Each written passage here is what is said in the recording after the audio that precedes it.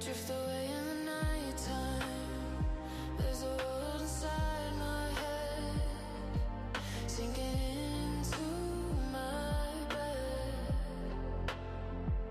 I close my eyes and it's all mine. I can't remember what you said when you lay on my chest. Daydream, let it take me, take me, take me. Daydream, let it take me, take me.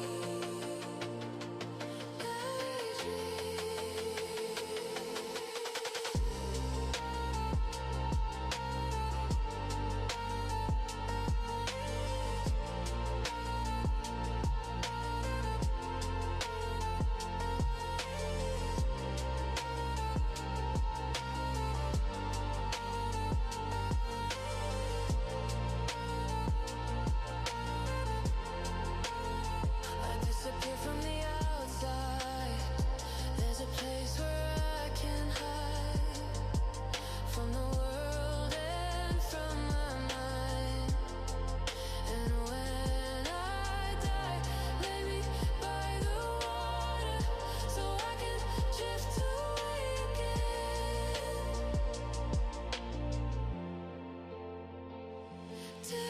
Daydream, let it take me, take me. Daydream, daydream, let it take me, take me.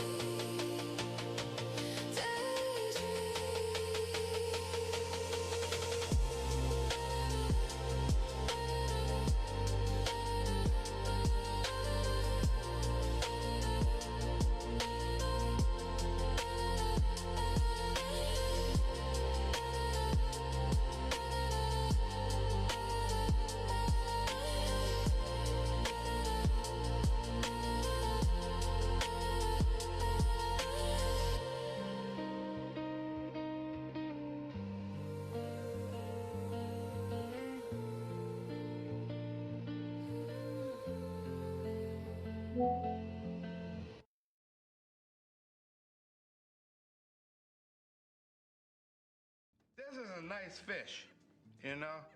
Big fucking eyes, but a nice fucking fish.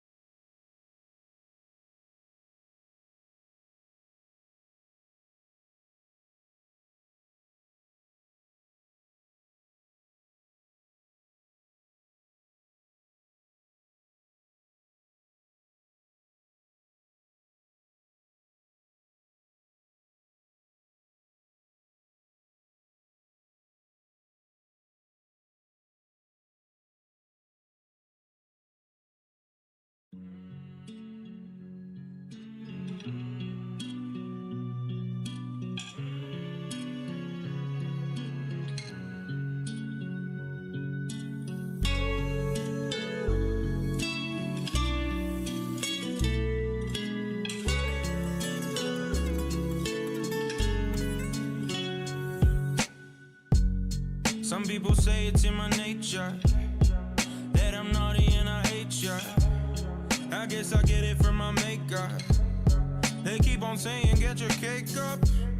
Brandished my weapon just the other day and might have to woosah teach me patience. Quick to fight, no hesitation. What began a peaceful demonstration. Locked, loaded, sending prayers. I'll die for you, I swear. Goodbye, bad guy, goddamn. Bad boys for life, hell yeah. Pistol in my hand as we race the sun. Everyone must face the gun. Go on, make it fun and pretend to run. Don't give away what's about to come. Bad boys, bad boys. What you gonna do when they come for you? Bad boys, bad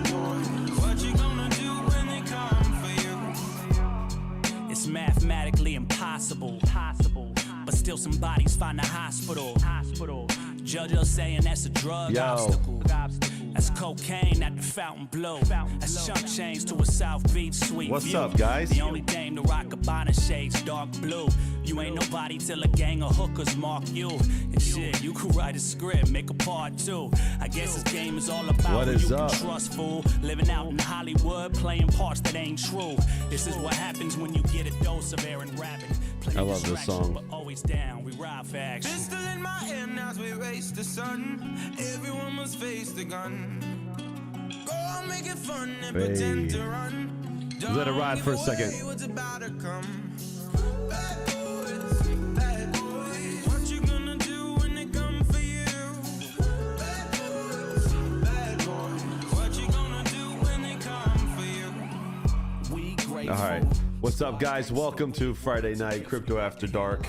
This is the anti-communist stream. So if you're a communist, get off of my channel. Good to see everybody. Hope you guys are doing well. Let's see how everyone is doing. What's up in the chat? A sea of blue from all my moderators. You know what that means, though? It just means I got a lot of people who would ban your ass if you got out of line. That's what that means. Oh, man. What is up, Ray York? What's up, Ray? I did get your message. I'll get back to you. Just today was today was a rough day. It's a lot, and I literally just sat down like 2 minutes before having to hit go live. So, yeah. So what's up, Mikkel? What's up, man? Welcome, welcome, welcome. 25 people here, guys. Hit the like button. Appreciate it. Sometimes I just ban myself. Sadie, sometimes. How are you? Fully Electric's in the building. A lot of people here were here early. Squirrel Masters, a pirate. You are up early, my friend. J-Rod, another live in the making. In the making of history of YouTube. Oh yeah, buddy. Just adding into a greater good. What's up, man? Hey, look, man. If anybody deserves 1 million subscribers, it's Greater Good Mining, and I mean that. Let's see. Joker Miner sent 5 Hawktoe Tech memberships. Nice, dude. Thank you so much, bro. Art is life. Welcome. Frogman's here. Toxic Miner got one. Mohammed, what's up, dude? Welcome. Here we go. Let's bring the real. Oh yeah. Let's see. Coffee time over here waiting for sunrise. Yeah, dude, I got my coffee right here, dude. I had to go get one. I had to get a coffee. I was so tired, bro. Just my daughter is just like not sleeping. It's like bad, man. It's bad, dude. It's so bad right now. It is so bad. I'm just exhausted, bro. Like she's waking me up in the middle of the night. It's terrible. It's so bad. Enable, what's up, man? Welcome. You know, this thing about crypto miners, we will jerry rig the shit out of some shit to make it the cheapest and most profitable. Hence the 170 HX cards on Vast right now for $1.60 an hour. Boom. Yeah, that's really good, but I don't feel like that's gonna last. It's really good though. $1. That's like L40S. You know, getting into the Pro 6000 range, man. That's really, really good. But I think a lot of people are renting them to see if they're going to be good. It's the question is it going to stand the test of time? I know the feeling, bro. My daughters don't want to sleep. It's exhausting, bro. It's brutal, dude. Like I get to bed, and like today, I missed the meeting today at like noon. I had with the company at Terra, and Mike, God bless his heart, and he told everybody, he's like, dude, he's not sleeping at night. He probably just went down for a nap. And I did. I woke up. I was up at 7:30 this morning. Was up all day, and then like right around noontime, my head's gonna hit the desk. Like I'm just exhausted. And yeah, that was that. And I went to go take a nap and completely forgot I had at 12 o'clock. But I was up for the client meetings, which I had 3 of them at like, what was it, 3:30, 2:30, 3:30, and 4:30. So. For some new clients coming on board, so I made those. But man, it is they really do. They're not joking when they say when you have kids you won't sleep for a few years. They truly mean that. Now I got lucky with my son. 3 months he would sleep through the night and it was great, right? But whew, man, it was rough. Jera says I just sent 2 4080 supers for upgrade to 32 gigs. Hope it's worth it, dude. I hope it works for you too, man. That'd be great. It gets better with kids. They even stop trying to kill themselves. The golden age is between 8 and 12. I keep hearing that. One's 3, one's 1. So I literally just put the 1-year-old down before I got here. So I'm like holding her. I'm like, please go to sleep. Please go to sleep. Please go to sleep. Please. And then she's like, and I'm like, and then every parent knows this. Okay. It's the moment of when you put them into the crib. Now I learned a trick. Okay. And greater good, this might help you. If you put them down and their butt hits the mattress first and then their head, right? They'll more than likely stay asleep. And I didn't realize like this was actually a thing. And I'm like, the person who told me this, I'm like, dude, you're crazy. Just put them in the crib. If their head hits the mattress first before their butt does, they feel like they're unsafe and it triggers an alert response in their body. I had no idea. I thought it was complete bullshit. I literally thought it was complete bullshit. If you put down their butt first and then their head, when you put them into the crib, they stay asleep. Every time. I'm like, greater good's like, Hawk, I did not know that. I'm going to try it. You might have just saved my life.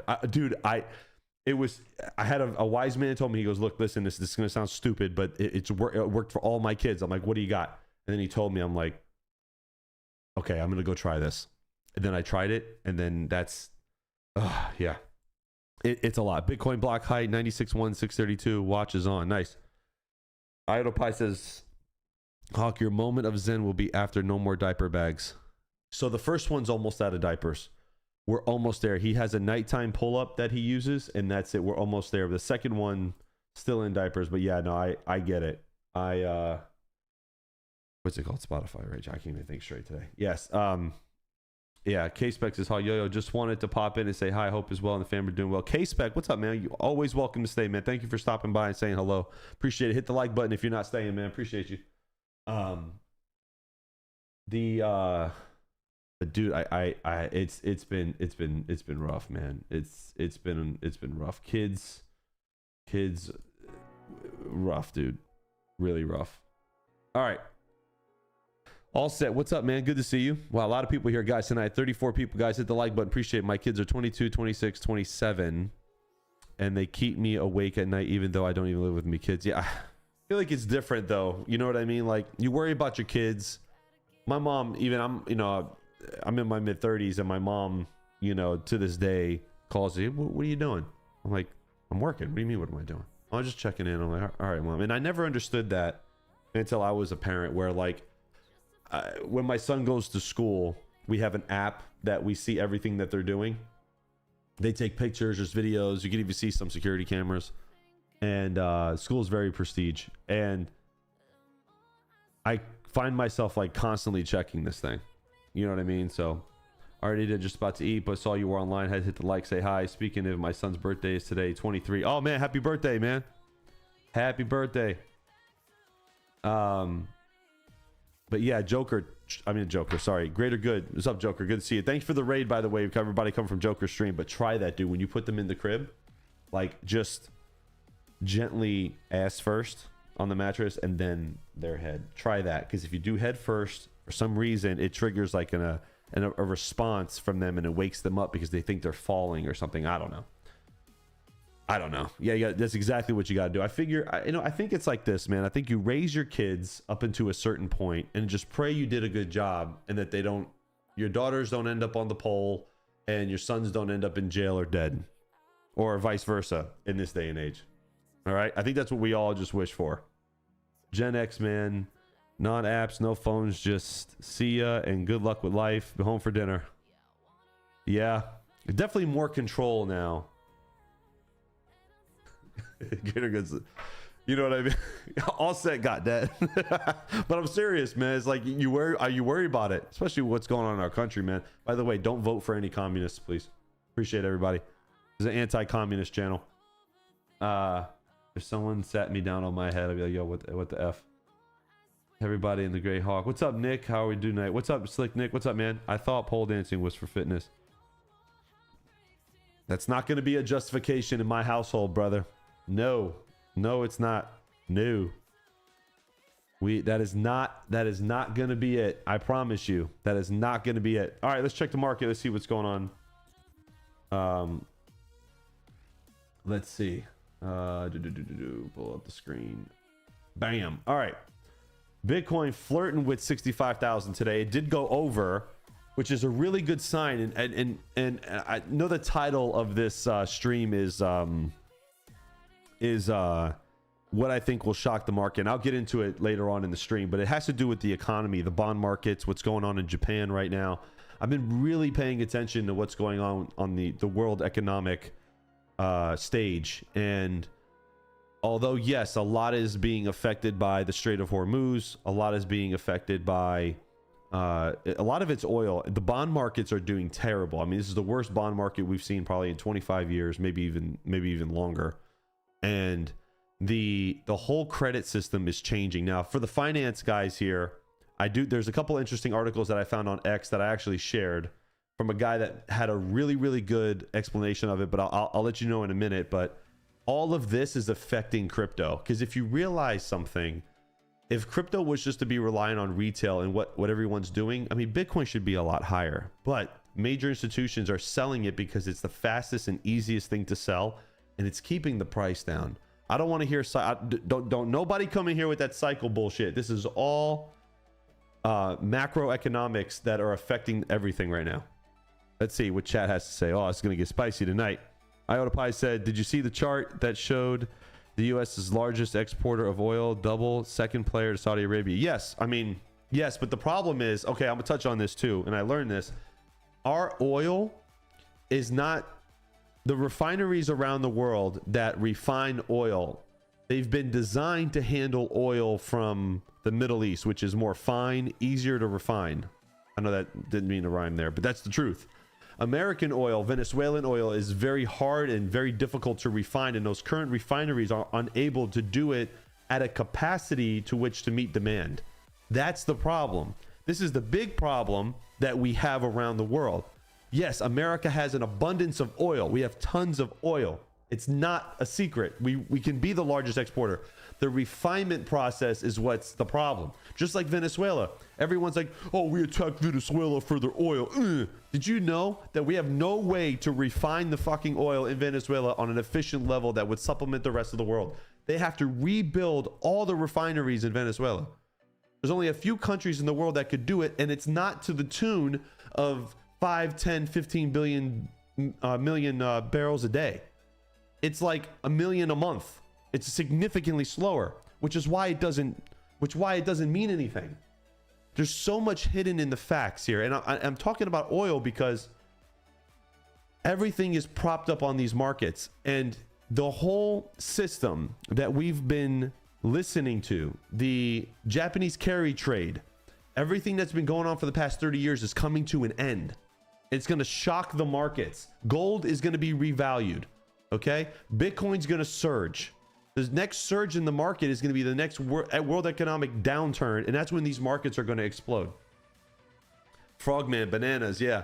Bananas are up. I actually looked at the banana price the other day. It's Mike's little, it's his thing. Wait, hold on. Wait a minute. Is it here? Oh no, I saw a banana there. I'm like, wait, is that a... I was like, wait a minute, why is there a banana on Google? The Federal Reserve Bank of St. Louis. Sorry, flashbang. Banana prices, I mean, they're up for the, but let's see. They are, well, they're down for the year. They're on their way down. They're trending down, but I mean, but they're up overall. I mean, look at this jump here in 2008. This was like the great, everyone's asleep at the wheel. The government didn't know what was going on. Crash. That's what I call it. Hawk, you saying everything is a grift? Almost. Hopefully we're priced in since the market makers had enough time to balance the books. The world is, yeah. But here's my concern though. And so like and this is me, and I'm a little bit more optimistic than some cynics that I know, but in 2008, when we had that crisis, okay, nobody was paying attention. The banks, the government, everybody was asleep at the wheel, selling things that didn't exist, CDOs, synthetic CDOs, the ratings agencies were in it. It was like that was the crash, right? The government wasn't paying attention. This time, Scott Bessent, the Treasury Secretary, is paying attention. He's paying attention. The guy's very smart. Okay? He knows what he's doing. And I'm going to read an article to you guys here in a minute that will give you some confidence that he knows what he's doing. Very smart guy on X who's an analyst that did all this. Put out a really good article about it. Idle Pie says, Hawk, talk to a buddy that builds concrete machines and bridges. Texas, oil areas of the side of the Gulf are booming. Even coal processing plants are spinning up. First time in 20 years. No, it's great. But the problem, Matt, is that the world demand is immediate. It's immediate. And to spin up old infrastructure is going to take years to do. We need to there's companies investing into oil refineries. If we can refine American oil here, okay, because America has what? Very little refineries here that actually sell the oil to our own citizens. If we did that, gas would be $1. I'm not even joking, okay? But the world relies on the trade. So we have to buy from foreign entities. We just have to do it. It relies on it. Did you know, and I'm not giving credit to China here, but this is a true fact, is that about a month ago, we were about 30 days away from an economic collapse worldwide because all the oil reserves have been drained because of the war in Iran. The Strait of Hormuz accounts for about 20% of all the world's oil, and we were at a point where all the reserves from nations were depleted, and it was going to throw countries in economic collapse. Did you know China actually decreased their imports by 50% to level off the world economy? Did you know that? China stopped importing 10 million barrels a day, took it down to 5 million barrels a day, just to level out the market. How nice was that? To make sure, because it affects everybody, but China, the biggest player in that region, took down their oil imports by 50% to stabilize the global markets. So, which shows me that this war with Iran and the issues that we're having there. Now, I don't condone war. I condone Western and anti-Western civilization, radical extremist groups. I want those people eliminated, but I feel like sometimes you can't have one without the other, right? There's nothing you can do about that. The people that would do us harm, I don't want around. There's good people on all sides. There's bad people on all sides. But I don't want people in our country that are going to do us harm. That's regardless of the fact of what we're talking about here. But China actually cut down their supply. How about that? What up, I says, oh, we already read that already. We need to decouple from that, the Brent, but China also buys oil half cost of everyone else. China shut down their citizens and made them stay home. Yeah, I mean, parts of America did that too, buddy. So all right. So let me get to this. I want to read this to you guys because it was a very interesting take on what was going on. This guy right here. So a lot has to do with Japan. Okay, and this is going to go into my whole thing tonight. A lot has to do with Japan. Thoughts on soft fork today for BTC? Is that Art's Life? Yeah, let me get through this and we'll read on the BIP. No problem. So much has to do with Japan. It's insane. And Japan is finally on a lot of trouble. Now, I'm going to read this to you guys, and I want you guys to follow along. Is China keeping BTC up to pay to get through the strait? No. The payments going through the strait are minimal for Bitcoin. That's not it. Iran wants to tax people through it. The United States says no. And if you hit another ship, we're going to blow you up again. And that's just kind of what's been going on. But the war in Iran is going to come to a point. Iran is smart, man. And I'll touch on this for a sec. Iran is smart. All they know is they got to hold out just for a little bit. They just have to hold out for a little bit and the US will back off. They know it. They know that we cannot afford to keep going without. The only next step is to invade Iran, which we're not going to do. So, although I do believe we set them back significantly, it may be time to pull out of the strait, cut a deal. We'll pull out of the region and make sure that they don't charge people anymore.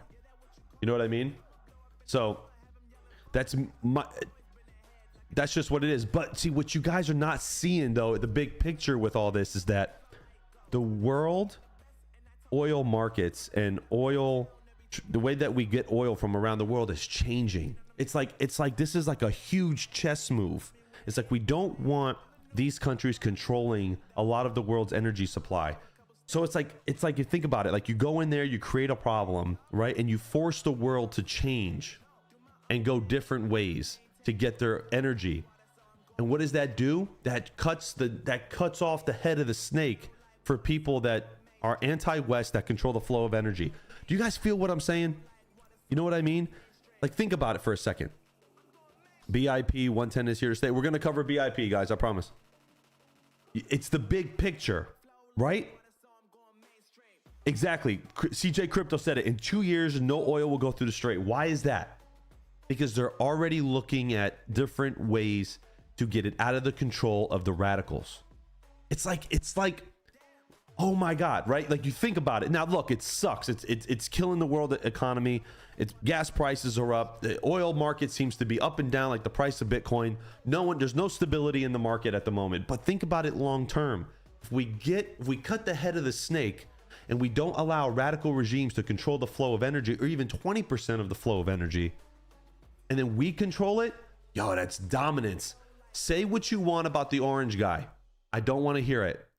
Taking over Venezuela was probably the most significant foreign policy decision this country has made in 100 fucking years. You just took China and Russia out of the Western Hemisphere completely.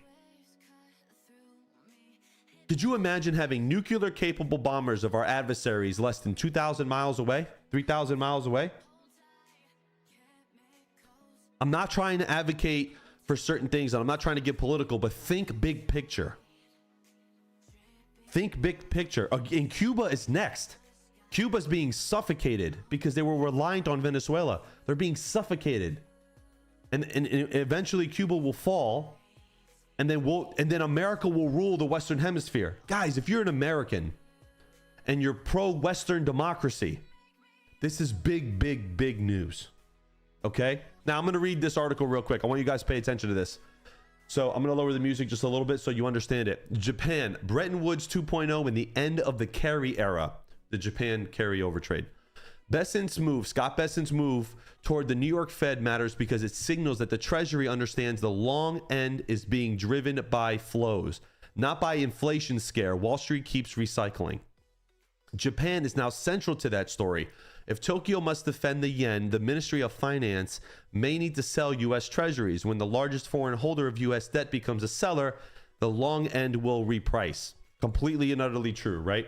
Japan is the largest underwriter of our debt. They buy a bunch of treasuries. It's true. They're the largest holder of the United States debt. This is why the moment looks bigger than a routine currency episode. It has the feel of the Plaza Accord in the opening phase of the Bretton Woods 2.0. Since the 1980s, Japan has set their heart on the global yen carry trade, exporting, saving, suppressing yields, and helping sustain a financial order built on cheap leverage and central bank engineering. The order is now breaking down. The end of the QE and the coming end of the yen carry trade mean capital markets, not central banks, will increasingly set rates. This also is why the inflation narrative is weak. Break-evens remain anchored. Credit markets are not pricing in a new inflation regime. Wall Street keeps labeling every rise in the long end as inflation risk, quote unquote. But that is intellectual laziness. The real story is Japan reserve liquidation and the global adjustment process the real story is Japan reserve liquidation and a global adjustment process that has barely been recognized. Pardon me, guys.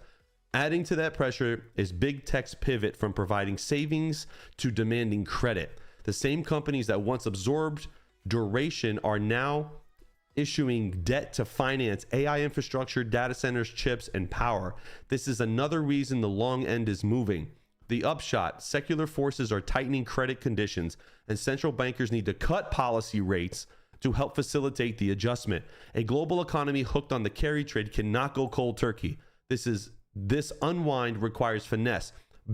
Scott Bessent is starting that process, but central bankers in Wall Street still need to abandon the Keynesian dogma that treats rise in the long end as an inflation scare. The deeper shift is structural. America is escaping secular stagnation by running the economy hot through supply side economics, deregulation, and productive investment. A Warsh Fed would fit that world because growth would no longer be treated as a policy mistake. Japan, meanwhile, may finally be restructuring both its economy and geopolitical role. This is why it's not an inflation story. It is the beginning of a new regime. Guys, listen to what I'm saying. The whole thing's about to come down and rebuild back up 100 times. It's going to change. The whole system is going to change. Agree, but I've been hearing if other countries team up to drop the US dollar, just saying, I do agree with you. Yes, it is a problem, but you have to weaken the dollar. Especially if you want to bring manufacturing back. Yes, you can't, two out of three things can happen. You can weaken the dollar, you can bring back manufacturing, and or you fight inflation. 2 out of the 3 can happen. All 3 cannot happen. They can't. I think what we need to do is we need to cut rates. Let's cut the rates. Let's bring the dollar down a little bit. Let's get the debt under control. Let's restructure the markets, and then we'll raise the interest rates again after the boom, right before the bubble pops. We'll control inflation. We'll up the dollar's power again, and then here we are. What happens when Trump gets the uranium and it comes from? What are you saying, Snake? Check in chat real quick. What are you guys saying here? Check in. A lot so of what's going on in Middle Eastern companies start making agreements to defend one another. The big picture is just another proxy war between the US and Russia and China, just different location. You won't get debt under control until you get term limits. I mean, you guys have to understand though, like you have to think about, like, if the United States goes down, okay? If the United States goes down, all right? The whole world, okay, the entire world will follow. That's called leverage. Okay? It's called leverage. That's why, and again, I don't want to be in debt either, but that's why they don't care about the debt. Do you understand? Because the world will have to bail out the United States. So instead of that type of mentality and that type of way of doing things, what they're trying to do is adjust to the new world financial order, and it's gonna happen. All this is predicated on crypto and blockchain coming into finance. It's gonna change everything. It's gonna change everything, guys. This is big. It's gonna be a downturn, and then there's gonna be a huge upside like no one's ever seen. And what's this gonna do for Bitcoin and crypto? Bitcoin's gonna go parabolic. Gold is gonna go parabolic. And in all these countries that have, why do you think China, look at the rate of how fast China is buying gold. It's insane. They have like 200 million tons of gold. They're buying, you know why? Because the revaluation of gold is imminent. Worst paper he wrote is to cut rates, let inflation go up, pay off the debt quick. Yeah, we did that. Okay, right. Steven, you're 100% right. We did that during World War II. If anybody's a historian in here, you would know post-World War II, our debt exceeded GDP. Okay? The debt in the United States exceeded gross domestic product. It's happened before. It was post-war era. What did we do? Exactly what we're doing now. Exactly what we're doing now. Gold, silver, Bitcoin, it's good. Any alternative asset class is going to skyrocket when this cut rates and the downturn starts to happen. You heard it here first.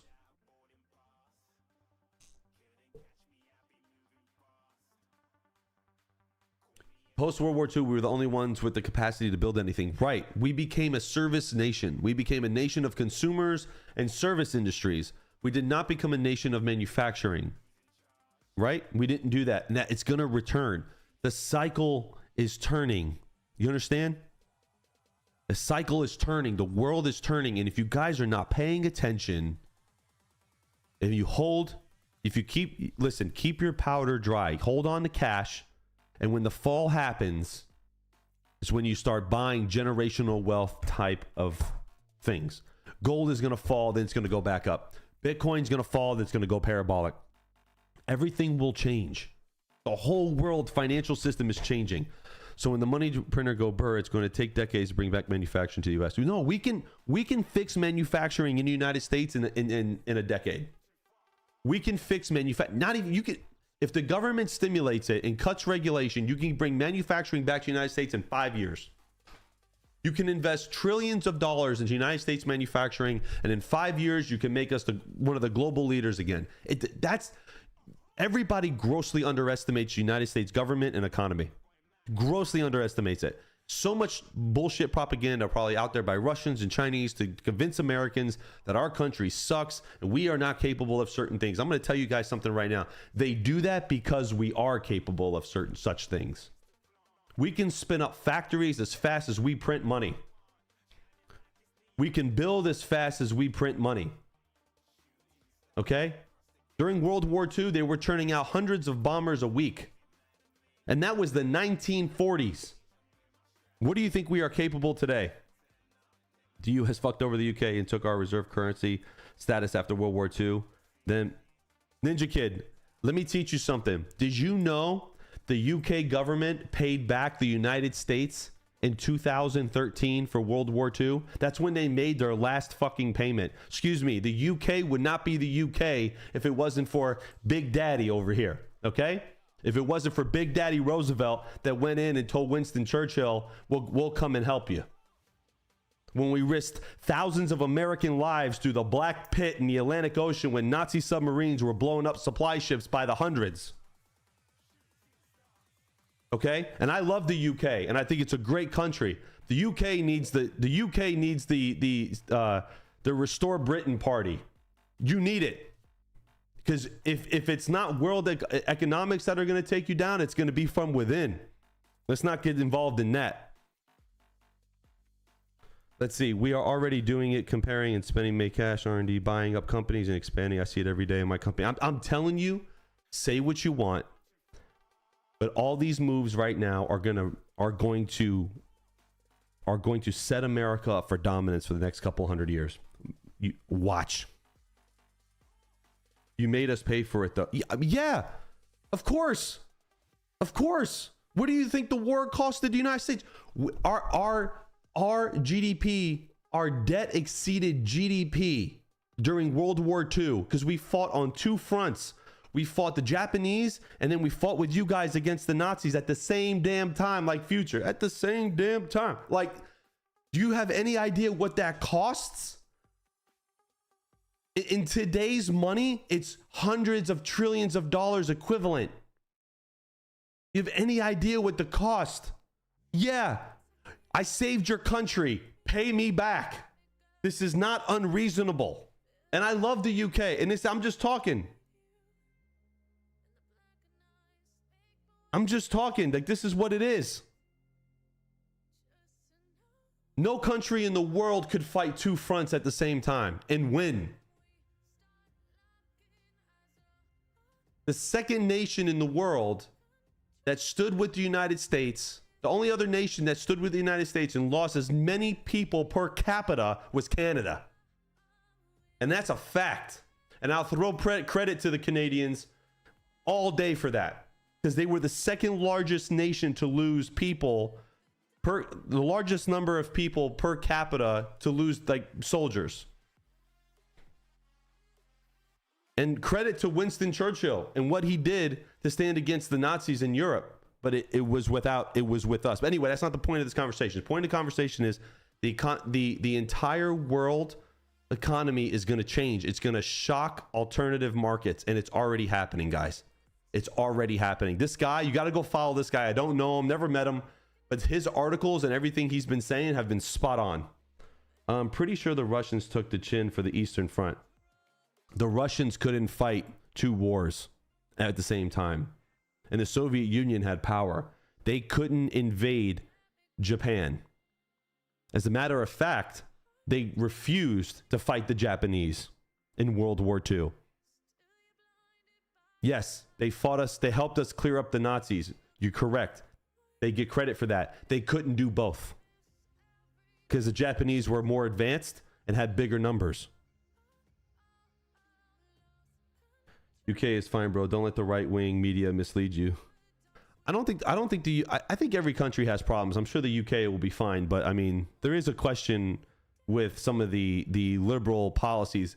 Liberal policies turn into socialistic policies, always turn into communism, and communism has never worked. There's a real threat of that again. And here we go. The Communist Act of 1954 is going to be enacted in the United States. And you know what's going to do? They're going to deport every single person. And I can't wait. Enable. Canada only got 2 things right: ketchup, chips, and poutines. So anyway, I do want to go over this guy here. He's I've been listening to the whole thing. This is an interesting video. He posted this just recently. He says the Hormuz miscalculation. Secretary Bessent gets it. Iran has mistaken a tactical threat for a durable advantage by repeatedly signaling its willingness to disrupt the Strait of Hormuz. Tehran hasn't strengthened its hand. It has accelerated the market's exit. Capital does not tolerate choke points. It roots around them. Didn't I just say this? I said this, right? Because I was there when I said it. They're gonna go around the strait. CJ gets it. Right, Jimmy? Jimmy gets it. He gets it. I'm telling you now, the biggest Iran is shooting themselves in the foot. They are going to lose power, and there's going to be no more oil moving through the strait in a few years. Can they start deporting them? Yeah, exactly. If they enact it, I think there is a clause there that protects elected officials. I'm not sure, but if they enact the Communist something Act of 1954, they can deport them. They can denaturalize people who are communists, and I think they should. Fuck them. We are a Western society. We are a capitalistic society. We have socialist programs that help people in need. We do have that here. But we are a country built on Christian values and capitalism, and we will not tolerate communists and socialists that want to come here and eat us from the inside out. You will be removed, I promise you. Let's see. Social policy doesn't work. Never does.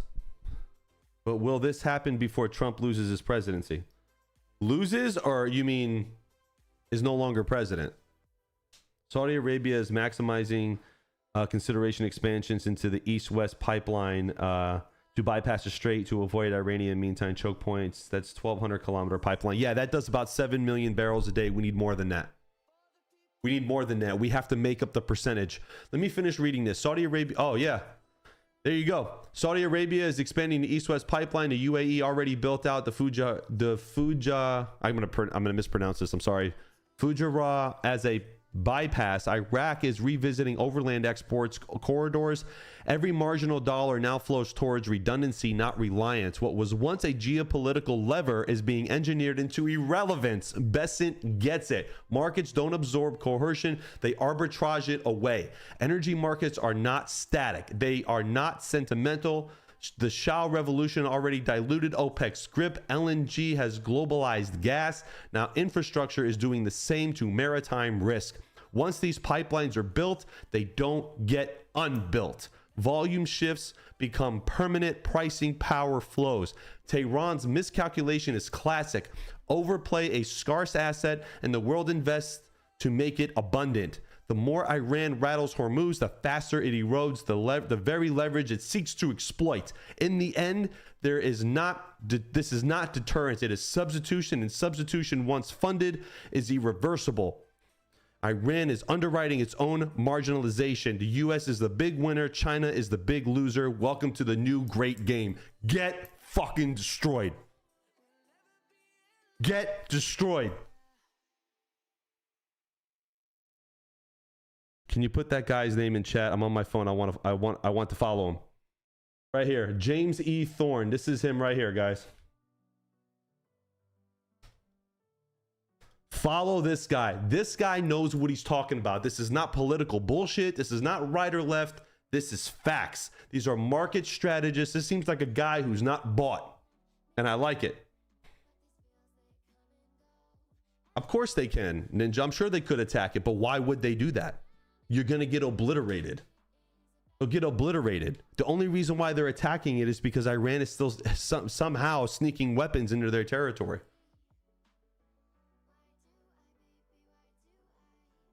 I'm telling you, this is huge. The momentum shift in the markets is going to not only save the world economy, we're going to decrease interest rates. The United States economically is going to boom temporarily. Asset classes will go up. Bitcoin will go up. The bond market will stabilize. The dollar will weaken. Unfortunately, it will weaken, but it has to weaken. We will stabilize the debt and things will move forward. Even if we get another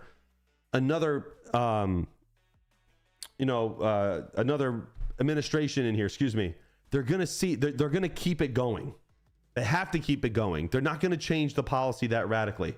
What they say on TV and what they do behind closed doors are two different things. Is Saudi Arabia?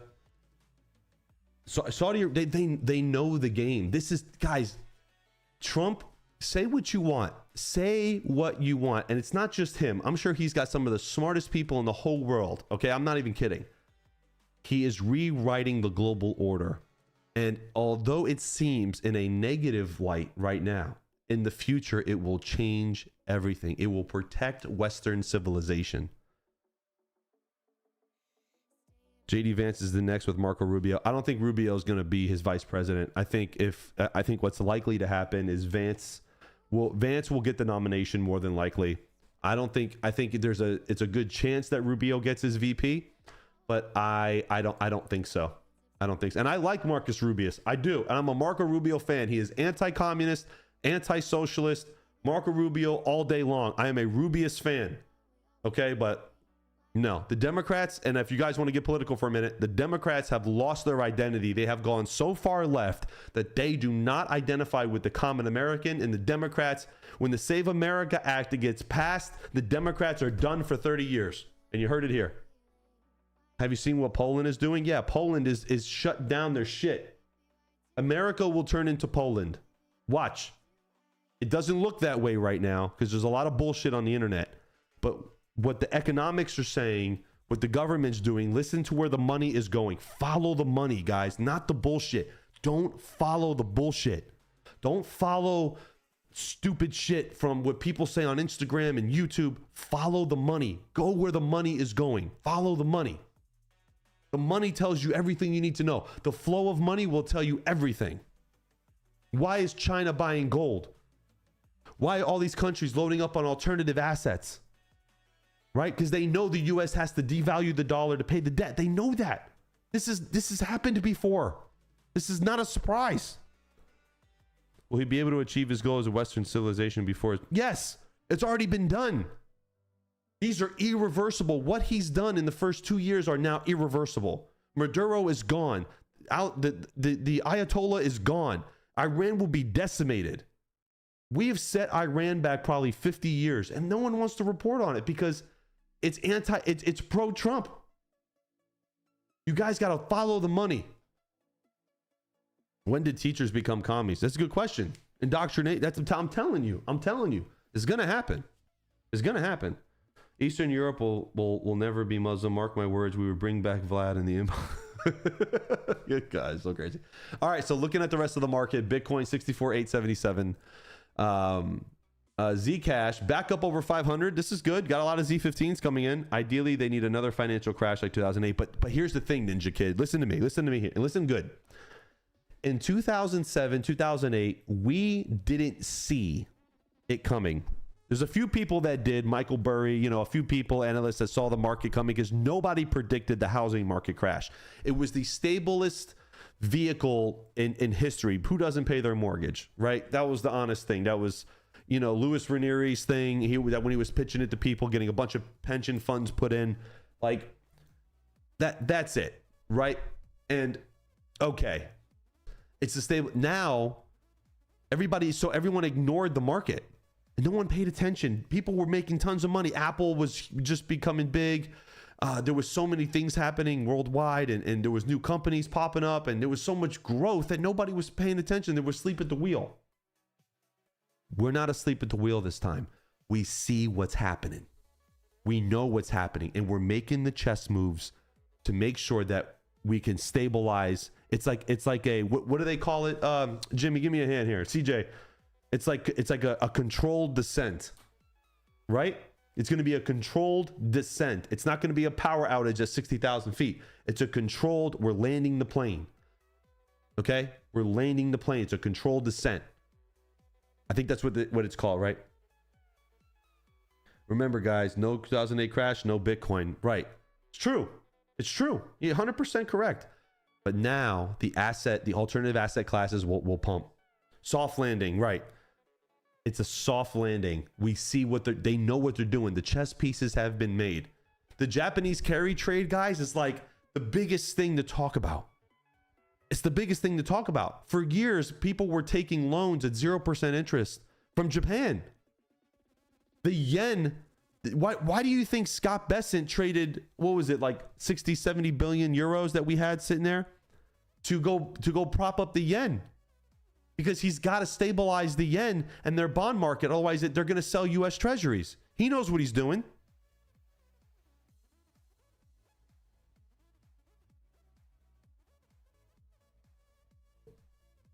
He knows what he's doing. Right? No Bitcoin, and we're watching cat videos right now. Exactly, right, exactly. So Zcash, looking good. GeoNet did have another pump, but it looks like it's on its way down. Starting to level off there. Let's see what else we got here. Let's go. Ooh, where's Caspa sitting at? Caspa sitting, yeah, not moving much. God help us if the Dem wins 20. There's no way. I don't think there's a way. With who? Who are they going to choose? Who's going to run? Who are you going to get to run? Gavin Newsom? The only guy that will be giving them a chance is the governor of Pennsylvania. And he's made it clear he doesn't want to run. I think, personally, this might be contrary to popular belief, I think the Republicans win in the midterms. And it'll be one of the first times, not first time, it'll be one of the only times in history where after a president, the party that was elected didn't lose the midterms. Clever. And note that Scott's desk was leaked on purpose. The guy is all about psychology. And note on Scott's desk, Scott, who was leaked on purpose. The guy is all about psychology. But that's how the markets are, Ninja Kid. It's all psychology. All of this is psychology.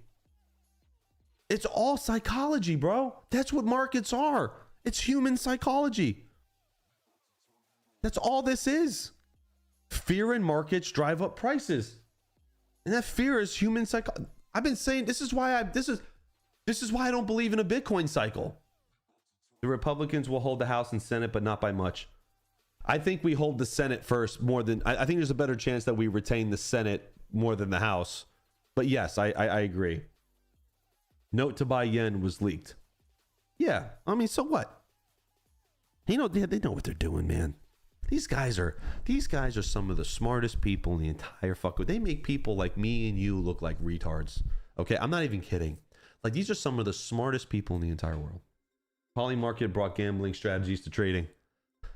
Hey, you know what though? Those people who do the odds on gambling are very smart and they know numbers. So listen to those guys. Listen to them. Dogecoin, fuck man, fighting with 7 cents, man. Fighting with 7 cents. Let's see here. Monero up on the 24-hour, up for the week, up for the month, up for the year. Monero making a rebound, bro. Healthy gain. Politicians don't even think about us. We are that significant. We get that. But see, like somebody like Scott Bessent, who's a Treasury Secretary, that's a appointed position. That is not an elected position. You feel me? Like that's the president assigning somebody to the role. So he's not, although Scott Bessent is a politician by definition, he's more of a businessman put in a political role. You understand what I'm saying? Yep, smart and set up position differently. I have made more money on Prize Picks than mining. Yeah. Dogecoin to the moon. Hopefully. CPU gang. Hit a Dogecoin block today. Happy days. Ninja Kid. Congrats, man. Congrats. Hope it's a lot of money. Save your money. Please hold some of it. But like that's different, man. Like it's a completely different thing. And guys, please, I want to touch on something real quick. Don't listen to these idiots that say XRP is going to $100. For the love of God, that would make it a $6 trillion asset. Don't listen to these people. Don't listen to these bots. XRP is not going to $100. I appreciate Dogecoin for the single reason they don't do stupid shit like halvings. Yeah, and there's an unlimited supply. Solana $73. Solana's been bouncing around, man. It has not been moving much. Of 1% for the week, 1% for the day, 1% for the week, 1% down, 4% for the month. Solana's another one that's going to explode and go parabolic, in my opinion. Let's see here. Tron, no, nothing really there with Tron. I'm so annoyed at the Tron network. Cardano up 20% now for the month. And you know what? I've been watching Charles. 50 people here, guys. Hit the like button. Appreciate all of you. Thank you for joining. I've been watching a lot of Charles Hoskinson. You want to talk about a smart guy? That's a smart guy. Like, that's a smart dude. And he should be in government. He should do a lot of the, he should be like in the treasury. He's a smart dude. He really is a smart guy. I listen to him a lot. Even when he goes on his tirades, I listen to him. I'm telling you, man, listen, I'm going to tell you guys something. Listen to people that are better than you. You're never going to get criticized by somebody doing worse than you. Sorry, you're never going to get criticized from someone doing better than you. You're going to get criticized from people doing worse than you. Go follow the money. Follow successful people. I've said this 100 fucking times.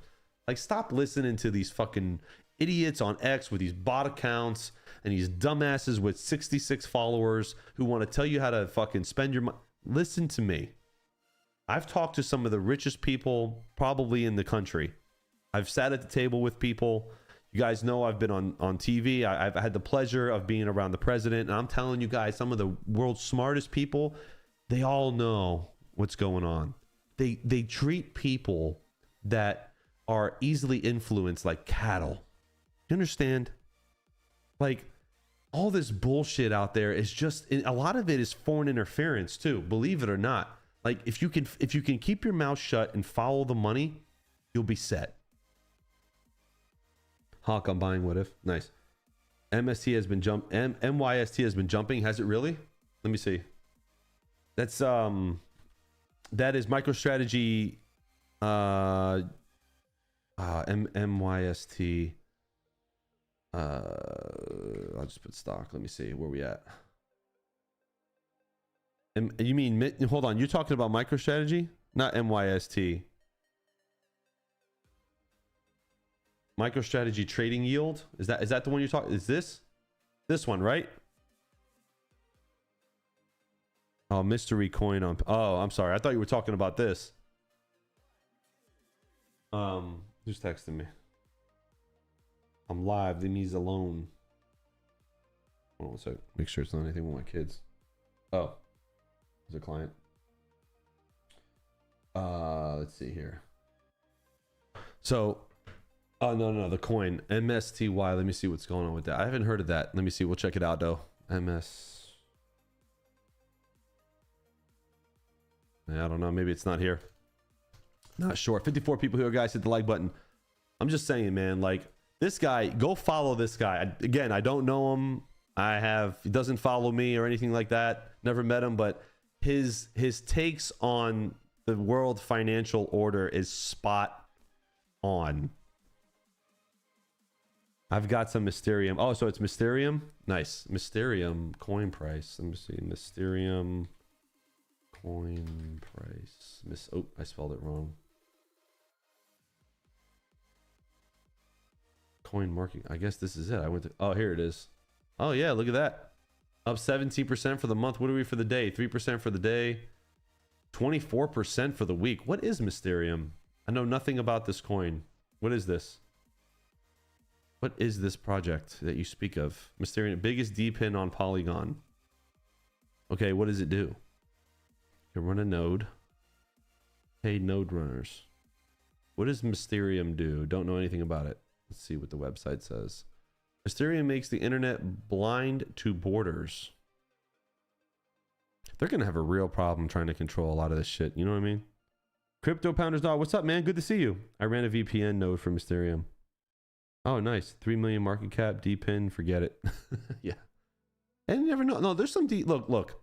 A lot of D-pin was bullshit. I'm with you guys. But Wingbits, GeoNet, even HiveMapper. Like, HiveMapper had its moment, right? And it really did have a real world use case. I mean, GeoNet and Wingbits are doing so good right now. Like, oh my God, the Crank network. Oh my God, I remember that. Who was telling me about Crank? Oh my God, who was that? Joe. What was Joe's channel's name? Joe's channel name. I don't remember. He was telling me about it. Mysterium. Ecosystem token. How is the access to global information? Okay. What exchanges is this thing on any good exchanges? MEXC, Uniswap. No, so it's not on any big exchanges yet. I don't know. I'll check it out. I'll keep it pinned. So what's this BIP 110? Frogman, thank you for reminding me of that. BIP 110 Bitcoin. What is this? BIP 110 is a controversial user-activated software proposal for Bitcoin designed to temporarily limit non-financial data storage such as ordinals, BRC20 tokens, and large OP return payloads at the consensus level. So, okay. So real quick, I do want to touch on this. When I was running a core node, Bitcoin core node at Terra, a lot of people were telling me that you got to be careful because there's going to be things that are run through there because people are loading like, you know, prawn videos and stuff like that and pictures. So what I did was to prevent that from happening at Terra, I actually lowered the OP return. And if you run a core node, you don't need knots just to do this. You can lower the OP return on the core node and you can bring it down where it doesn't have enough room for images, but it's just enough for transactions. There is a way to do that. Bitcoin block height 961.62. We at 961.519 right now. Oh, okay. Is that when it takes effect? Don't recommend it. It messed with my router. Couldn't access my router. I had to do a full reset. King had the same type of issues. No spam on Bitcoin. I agree with this. Yes, Squirrel Masters, 100%. And that I am 100% a fan of this. I don't think you should be able to load stuff like this on Bitcoin at all. It's terrible. It's predatory. It's disgusting. It's vile. And these people who are loading images of what Squirrel Master said in chat, they all need to be hung and castrated. And I will say that on this fucking video. Fuck you people. You all need to be fucking deported and thrown in prison. Like, fuck these people. I'm serious. Like, people who misuse things and good technology, especially exploiting of children, you should be... I mean, I probably get kicked off YouTube for saying it. I don't give a fuck. But you should be fucking hung. I don't give a fuck. I don't give a fuck. White, black, yellow, orange, purple. If you exploit children, you should need to die. Yeah, I said it. Fucking fight me. I don't care. All right. Where are we looking at here? How the hell can you fit that much in small? Yeah, so what you need to do... What you need to do is, if you lower the OP return, you should be all right. So on the, I can't go to it now because I'm not VPN'd into the site, but there's a setting on the core node that if you go to advanced settings, you can see OP return. You can lower the size of the file. Yeah, the full nodes or the core nodes. Yeah, I have one running on Umbrel. I have a Bitcoin Cash node and I have a Bitcoin node at Terra, obviously, and a few people mining on it. And it's going to be interesting when we hit a block on that thing too, because it'll say Terra hosting on it. Like, we were able, actually, I think it was Fully Electric that helped me with changing the name on the node. So it'll pull up on the blockchain. Be pretty cool. You can just run knots, you can, but if you're running a core node, you can lower the OP return. So all right, let's read this. Let's see what it's about. Sorry. So it aims to refocus Bitcoin strictly as a monetary payment system through it faces severe opposition and near zero miner support. You know why, right? Do you know why it gets no miner support? Because it means that the block will not make the fees for transactions will not be high enough. I'm serious. Think about this for a second. Think about where we are as a mining community. Okay? Think where we are. Oh, see, this is it. So the OP return output, I set Terra at 100 bytes. It was at 100,000 by default on the core node, which is 1 megabyte, right? I put 100 bytes. I just put it to 100. The core, the regular one is 83, but there's nothing you can fit on 100. There's no picture in the world that's visible that you could see at 100 bytes. Hawk, you'll get it, bro. Just a matter of time unless RPM beats you to it. Get what? What are you talking about? Right. What were we talking about? Did I miss something all set? Emphasizes, so restricts arbitrary data embedding large payloads in block space, restores tighter policy limits, OP return outputs, reduces source burdens for node operators, emphasizes Bitcoin's role as money over data storage. Do you need to make a change on a BCH node as well? Says YouTube 01. I'm pretty sure you could though. I would, but the block size on BCH is double the size of Bitcoin. So then I would just maybe do some research there and try to figure it out. No, watch it be an RPM miner that hits it at Terra. Oh yeah. I don't care if Panda hits the block. I don't give a shit. It's gonna say Terra hosting on the block. Oh god, that's great. That's great. It's not the same as you pool mining and the block is found at your site. That's not, I know there's a couple people that want to advertise that. That's not the same thing. It's when a solo block is hit at your site that it matters. And the only person in our community who's got a hosting company that had that happen to is Mr. Metered Mining. Shout out to Sydney and his operation. He runs a good operation. Just bam, bam. That's the truth. All right, controversy and risks. Lack of consensus. Widely used software implementations like Bitcoin Core have not adopted it, and miner support remains under 3%. President concerns. High-profile figures like Michael Saylor and various developers argue that using consensus changes to reject specific valid fee-paying transactions sets a dangerous protocol precedent. Not when there's fucking prawn going through it, Mike. I'm sorry, I don't believe any of this. What are you using for the BCH node? The retro mic setup? No, I just did it on Umbrel. It's I can't. I would pull it up and show you. I'm not VPN in. If I click it now, it's going to kick the stream off. But I can show you. DM me on Discord, and I can I'll send you a screenshot of what it looks like.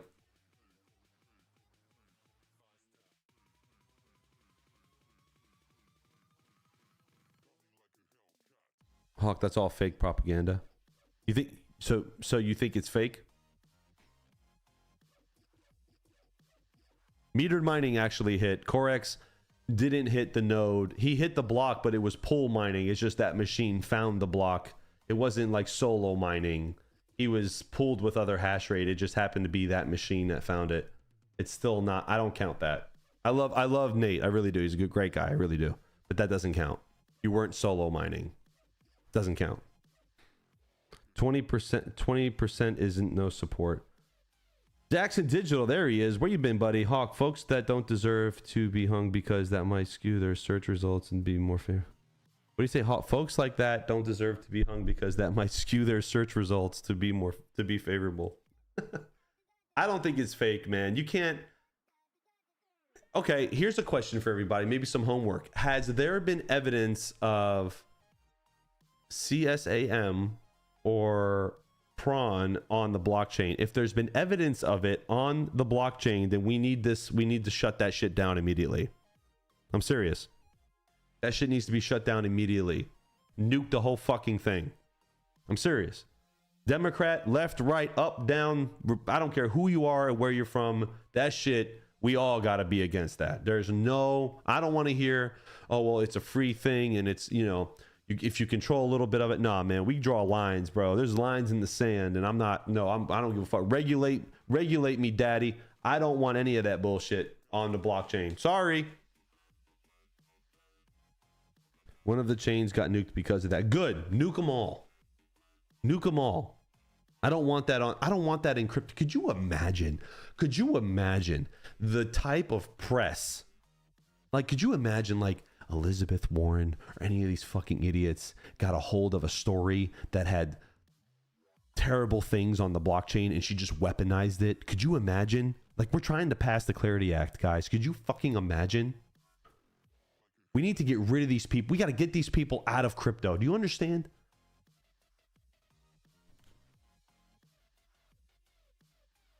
Oh, no, no, them too, Jackson. All of them. Round them all up. You just read Google. I mean, this is what I'm reading Google, but this is what it's about. This is pulling information from all over. What do you want to use?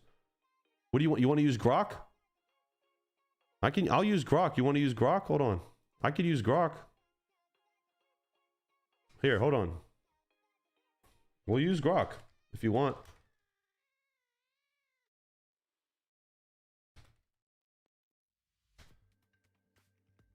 We'll use Grok. I mean, on the propaganda. I mean, Grok is probably the most.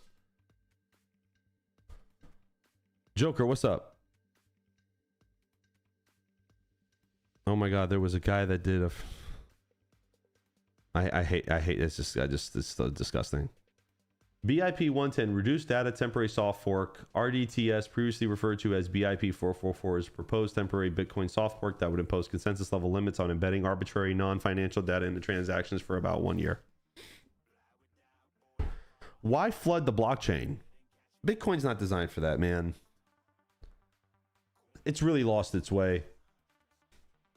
Everybody should, you know, there's another way to put an end to it, though, that let's say it doesn't pass. All everybody has to do is lower their OP returns. If every node in the world, 80% of them, lowered the OP return down, then none of the images would be processed. The size of the blocks wouldn't be processed. It's blockchain spam, ease burdens on node operators, correct incentive distortions, and refocus Bitcoin on its primary role as money while leaving standard monetary transactions fully functional. Pre-activation UTXOs are grandfathered. Key temporary restrictions include caps on most new outputs at 34 bytes. That's low. I mean, the standard was what, 83? Allowed up to 83. Okay, data pushes, witness elements, 256 bytes. And limits on certain taproot features. NX's large control blocks. E.g. NXing large control blocks. The rules are designed to expire automatically after roughly 1 year. Just watch Bitcoin block height. Is that when it gets enacted? 961, 632. What's that website that you could see all the blocks moving? Nick was showing me that. I can't remember it. I don't watch the blockchain that religiously. No, Jackson, we were talking about people putting things on storing data on the blockchain that they shouldn't be doing. Mempool, that was it. Yeah, mempool, there it is. Let me just Google mempool to make sure I got the right one. I remember. I think .space. There you go. Oh, look at that. Spiderpool found one. Via BTC. Via BTC gets a lot, dude. Well, I'm telling you, Mega, see Terra hosting right up here, bro. It's gonna happen. It is pretty cool. You know, Brains actually gave like Sydney at Metered. They gave him like a little plaque with the block. It's pretty cool. It was pretty cool. It'd be nice to go down in history and have your name attached to the block. I mean, we got some solo miners running on it. Not many, but about what do we have on there? About a petahash is running on it. So it'll hit. Somebody will get it. I have a lot of people solo mining BCH at Terra. One client in particular that's mining a lot of it on the node. I am running a solo node BCH. Yeah. BCH blocks, man, don't require a lot to hit, man, right? I mean, you could do a lot with BCH. I mean, if I had those little solo miners everyone is buying, I would totally just solo BCH, man. And you know why? Because think about it. If you hit a block every 2 or 3 blocks a month, which is possible if you have a few terahash on it, right? Then, like, dude, that's gonna pay you way more consistently than trying to. I mean, yeah, you always have that one lottery on that for Bitcoin, but you should move a lot of them to BCH. Hit solo block in 12 days. Yeah, see, that's what I'm saying, man. That's a free like $600-700. What is BCH at right now? Actually, I don't even know. It is down significantly. What the f? Bitcoin Cash. Oh, it's at 250. It was at 400, and people were smashing blocks like crazy. But I mean, yeah, dude. I mean, it's like a nice $700 payout. I'd take that. RPM hammer miner took 3 months to hit a solo. Even then, $700. You know what I mean? I mean, that's just how I see it, man. It takes small W's, bro. Take small W's. That's how I feel. Autopie hit 3, bro, with my S19J Pro. Nice. Nice. So yeah, guys, that's my rant, and that's why I think what I said earlier about the world markets, that's why I think all this is set to go parabolic, man. When they lower the rates, these markets are going to flood with money, man. Everyone's going to pour their money into alternative assets. Did someone say BCH block? Yeah. They are wins. I'm not complaining. 100%, man. Like, I just everybody take the W, man. Everyone's always swinging for the fence, you know? So now, is this BIP 110? Is this already August 9th at block? Oh yeah. So user activated soft fork. Oh, so it's already going to go. So that's what Snake was saying. Okay. So it's going in. Wow. What's this guy saying? This is the problem? Let's see what this dude's saying. Somebody with a lot of money comes by and says, hey, our mining pools, we're not going to accept these transactions because they're not mined by a green coin. They're not from a green wallet or a KYC'd wallet. And I think that just sets a really bad precedent. And dude, fix the focus on your camera, bro. Now, the timeline of this, as a node runner, you can download Run BIP 110 right now. Start those rules on all the Bitcoin transactions you're receiving in on a daily basis, essentially getting ready for activation. What you've done is you've raised your hand saying, I'm running this, I'm on this BIP 110 team, and you've also signed yourself up for the activation date of this chain split. This will activate on block 961,632, which has an estimated date of around August. So the audio is on. You can't hear it? So on that date, you're only going to accept audio's on transactions that do not have the max amount of opportune data, taproot, or witness data. And then it will be a full year until... Can you guys not hear it? You're back to normal accepting those type of transactions, and then we'll... Let me see if there's like any like good videos we could watch real quick before we... Let me see if there's like... I don't know. This guy's camera's out of focus is annoying me. Is worse than you think. Ooh, why is that? Okay. It is a bad idea. It is a bad proposal. It is a bad BIP, and it is a horrible precedent. Okay. I want to know why. If you distill their whole argument, it's people are adopting Bitcoin and fees are too high and babies are dying. It's not something that you want to happen easily in a $1 trillion network on its way to $10 trillion. Nobody will take Bitcoin seriously. We'll see. I don't think there's another chance. If this fails, no one's going to take this seriously again. This thing is not designed to fail gracefully. It's designed to be the grenade on the floor and force people to move to another room. Do you think that there is a risk of this soft fork becoming a hard fork? I would say the likely outcome is that we're going to go up with God candles and Omega candles, and people will be caught off guard. This bear market feels artificial, and everything, precious metals, tech stocks, oil, you name it, they've all had a run, and we haven't. So I think we're over. What did I tell you? What did I say? I was there when I said it. What's up, Josh? I was there when I said it. Listen for that run. Listen to smart money, man. Listen to smart money.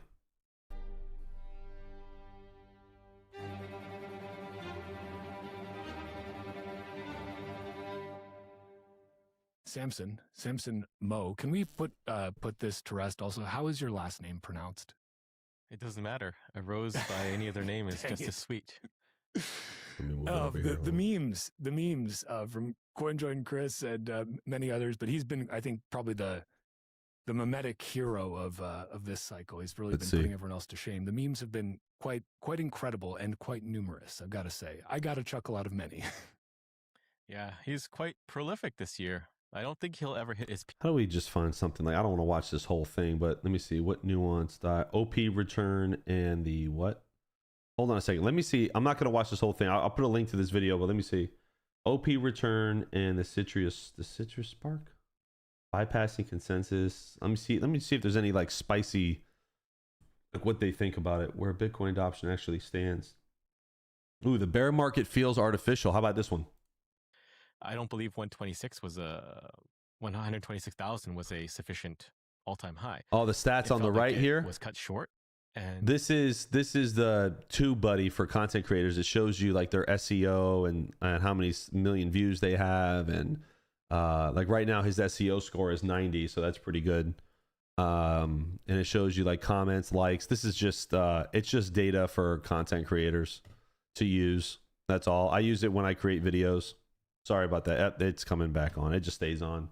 But yeah, this is all content creators usually have an SEO or like TubeBuddy or what's the other one? There's another one that people use, and it just helps you. It helps you just hit the algorithm for videos. Sorry. this bear market feels artificial, and everything, precious metals, tech stocks, oil, you name it, they've all had a run, and we haven't. So I think we're overdue for that run. vidIQ, that's right. The more people are impatient and bored with it, the more violent that run is going to be. That's what everybody keeps saying. It does seem like I've seen a lot of people basically being like, nope, this isn't the bottom. The bottom is going to be at exactly 40K in, on October or something or other. And they're very convinced about that. And in my somewhat much more limited time in Bitcoin than you, but even in that time, what I've seen is that Bitcoin, like right when you get that pit in your stomach where you're like, is there a chance Peter Schiff was right? Right at that moment is usually when Bitcoin decides to rip your face off and make you feel foolish for even thinking those thoughts. Again, in my limited experience, Peter Schiff is not right, guys, and he probably holds more Bitcoin than he lets on. Yeah, Peter Schiff. Related to that, I also think that Peter Schiff is full of shit, man. He is the biggest grifter piece of garbage that purposely tries to convince the market so he can buy more. The dude owns a lot. I've heard this. There's this, because I agree with what you said. I've heard that. And I think there's this other disconnect here where because the printers haven't, the money printers, the fiat money printers haven't haven't really gone burr in a while, I think that people are sort of forgetting that that is the inevitable outcome, right? And I'm curious if you think, though, I think there's sort of a couple of schools of thought here, sort of the, Larry Lepard's big print thesis versus like a Lynn Alden gradual print thesis. And I'm curious where you stand on that from a macro perspective. I'm a nothing stops this train believer, but I am a big print believer too. I'm trying to see which one. I'll side with Lawrence on this. If you look at U.S. debt alone, it's getting very close to 40 trillion now, with 1 trillion added every year. That is not sustainable. Something has got to give. Stick to Bitcoin, man. We just don't know when it's going to give. And if I could predict, when, then I'd be a trillionaire. But I don't know when. I can't predict the future. I don't know. This is just a podcast. I want to see an argument for it. Let me see something. If anybody's got a good video, send it to me. Send me the link or whatever. I want to see inside the most decisive debate in Bitcoin right now. What is this? When it comes to BIP 110, it actually is a civil war, and the enemy is within the gate. If people signal to BIP 110, will this be a Why's everything got to be another Bitcoin podcast, man? Just give me a video that says it straight. What's this guy?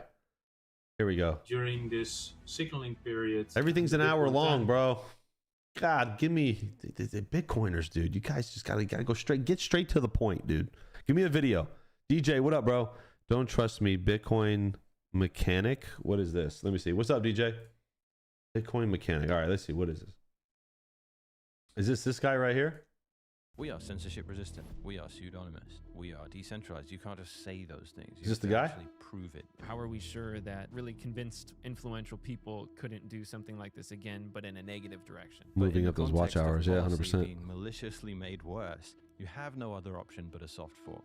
Could you explain the difference between consensus and relay policy? Some people seem to get hung up on this part of the conversation. Spam on Bitcoin, why we can never stop it. For me, that's like, we can't have freedom because that would require eternal vigilance. But like, in what world does it end in a chain split, and in what world does it end in nothing happens? It's not my intention to advocate for a soft fork for real on Bitcoin. BTC is going to go parabolic, guys. Watch, straight to the point, doesn't rack up views and viewer time. Got to string everyone along. Yeah, I know. I hate it. There's no advantage to me. Is there any like middle path you see from here? I don't see it.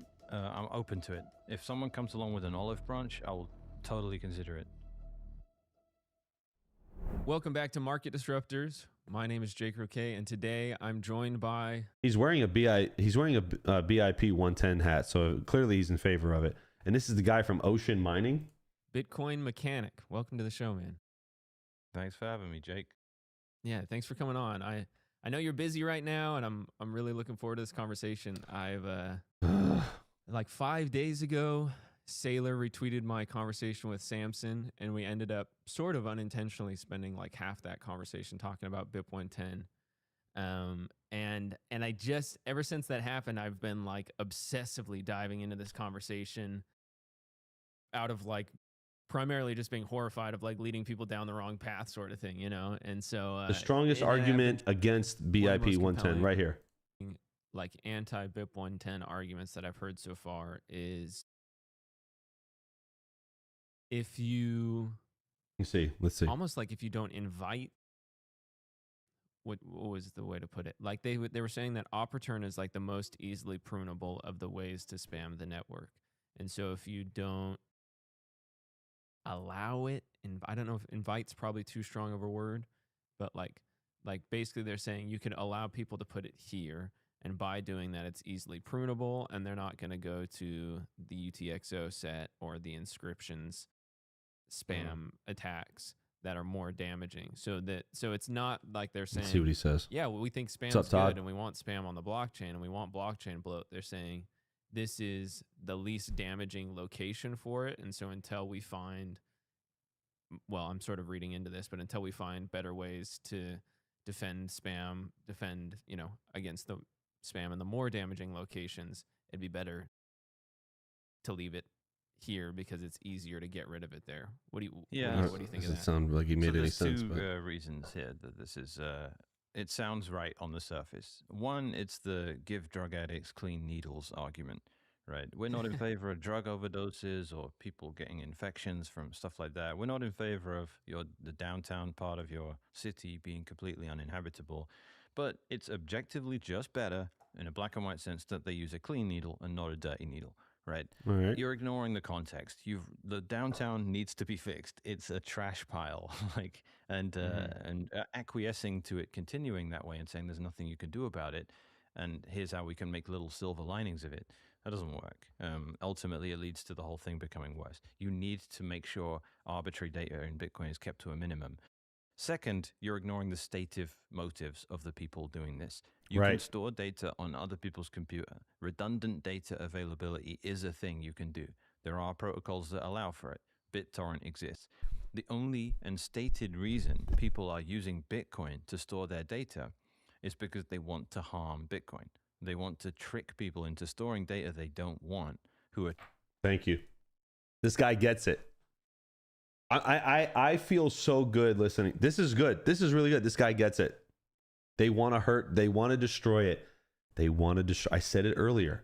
If you imagine if politicians got a hold of people putting nefarious and disgusting and vile things on the blockchain, could you imagine the argument for the Clarity Act and all these things? I mean, it would be a travesty if it ever went mainstream. We're trying to use Bitcoin as a monetary network.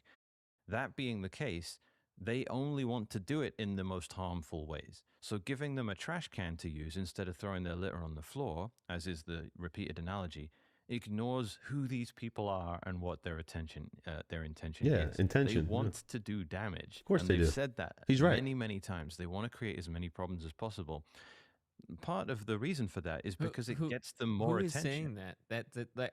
I certainly believe that there's people like that. But on the other hand, I'd certainly believe that there's people who are like maybe just crypto bros that are like, let me get my JPEG on the chain, or I want to try this new thing on Bitcoin or whatever, For sure. There are two people I know of. There was Mike in Space, and there's a podcast with another guy who I forget. Both of them are saying their intention is to do harm. Mike in Space specifically says we want to bloat the UTXO set because it's more harmful. And there's a very good reason they do this. It's not because they are that malicious. It's because they need to market these scams. And if they can say something inflammatory and annoying that will cause people to become outraged, it gives them more engagement. It gives them more clicks and audience. There's no such thing as bad press. This guy's smart. This guy is fucking smart. I like this. So that helps bootstrap the whole thing, because these are scams at the end of the day. NFTs in general are scams.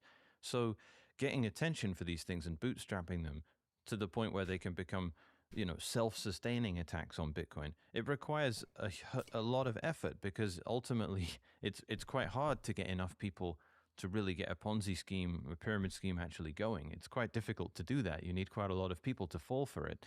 So if you can get a massive amount of attention by annoying people that are trying to defend Bitcoin's decentralization, that helps you. So unfortunately, the perverse incentive does exist there.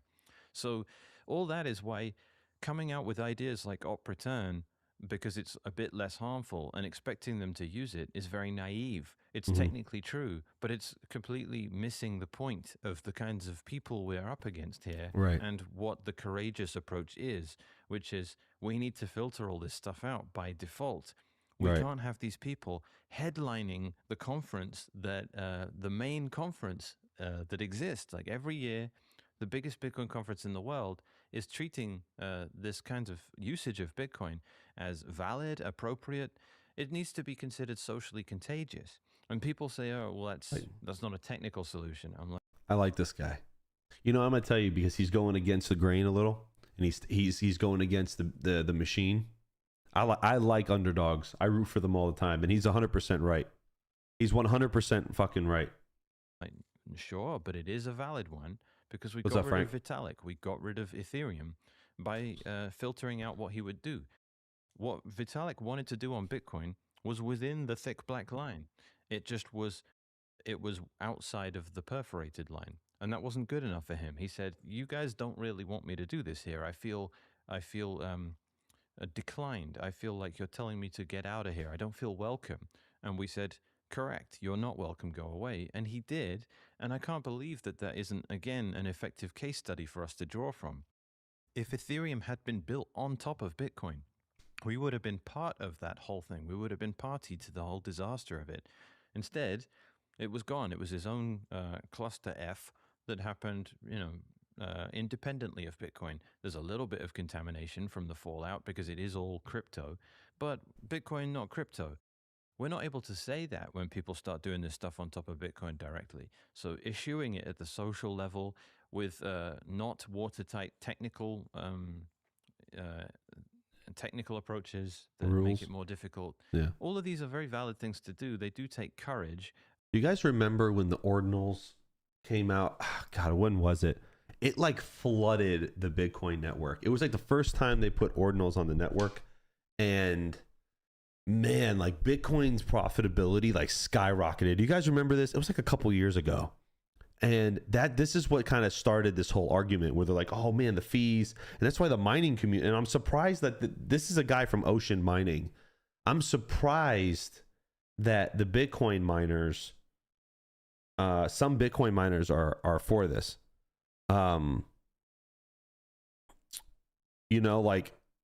Because you would think from like a profitability, it's greed. It's a profitability perspective. Like, oh yeah, allow images, allow ordinals, allow, data storage on the blockchain, because that means that the blocks is bigger and there's more fees and there's more transactions and everyone's making money, right? But when you bring up the argument that people can use that for nefarious purposes, CSAM and prawn and stuff that shouldn't be on the chain, we have a fucking problem. You can't have it both ways. You can't have it both ways. You either do what he's saying and make the watertight rules and then no pictures, no bullshit on the network, or you don't. He's right. And the crypto miners got to capitulate. The crypto miners have got to come to an agreement and say, okay, look, yeah, I know it's going to affect our bottom line a little bit, but for the long-term care of Bitcoin and where it needs to go, we cannot allow this to happen. That goes to show you that most of the crypto miners in the world that are mining Bitcoin are full of shit and they just want fucking money. They don't care about the project. This is not I'm in it for the tech bro conversation. This is for people who want money. And I get it. And I want money too, but I also do not want to support, I don't want to support nefarious things on the blockchain, because I don't want to contribute to that bullshit. And I don't think any of you do either.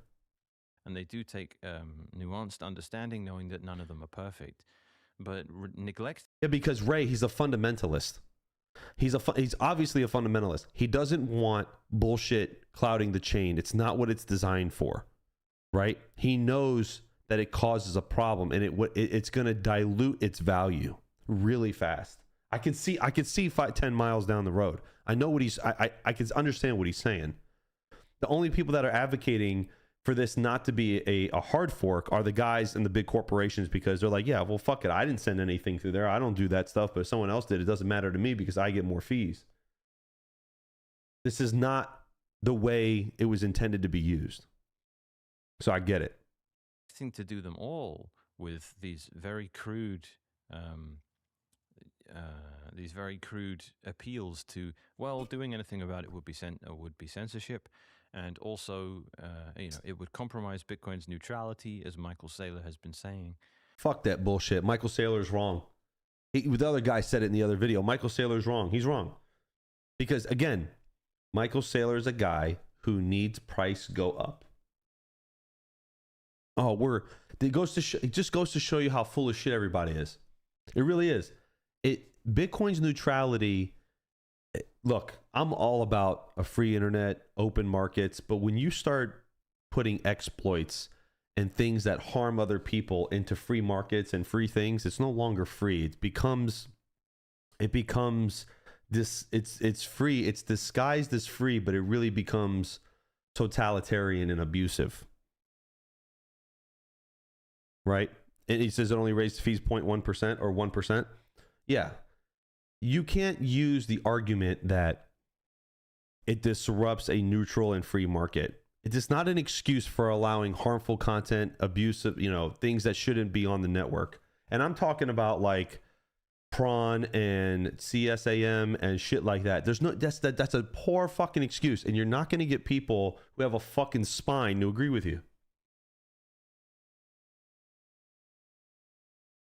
I guarantee you right now, if the real Satoshi came out finally and said, yeah, no, you motherfuckers aren't going to do this on my network, nobody would do it.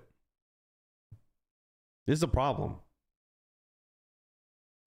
Wasn't it something like this that created BCH? Yes. The guy who created BCH was one of the core developers, and he had a disagreement, and he wanted to double one of the arguments was to double the block size for data. Correct. I don't believe, but he was wrong. But there could be a bigger issue if they send something illegally and the miners help move it through the space, and the miners are doing something illegal too. Well, you have something called plausible deniability legally. Unless you can prove that they knew what was going through the node or wherever they're mining at the time, and they knew that they were processing that transaction, you'd have to prove that, and that would be near impossible. I was fearful of that, because I lowered my op return all the way down. No images run through the node at Terra. 0 images can fit through the node at Terra because I just made it purely transactional. And there's just no argument for it. Michael Saylor wants price go up, and that's why he wants that shit. He wants the ordinals. He wants things thrown on the network because it makes price go up. That's all this is. It's fucked up. Or further, it's strictly better if someone made a big op return instead of a fake pub key. So therefore it's better. Like these are all, you can view each of these as true, but you're ignoring any kind of context that makes Bitcoin a real thing with real adversaries trying to make it worse, with concerns around centralization that have to be met if the project has a real future. Right here, hold on. I'm going to change it real quick. Unreasonable. There's nothing unreasonable. So this title right here is BIP 110 is a rejection of the changes in Core 30. About our position at the end of the day, like we know you can find your way around spam filters. We know that, and we know the minute there's a BIP 10 block, someone's going to fill it with spam that isn't affected by BIP 10. We know that stuff. There aren't really a lot of technical dunks. It's just a rejection of the changes in Core 30, and it works. It will be very effective at what it claims it wants to do. It's just a case of whether it actually gets over the finish line or not, and that's anyone's guess at this point.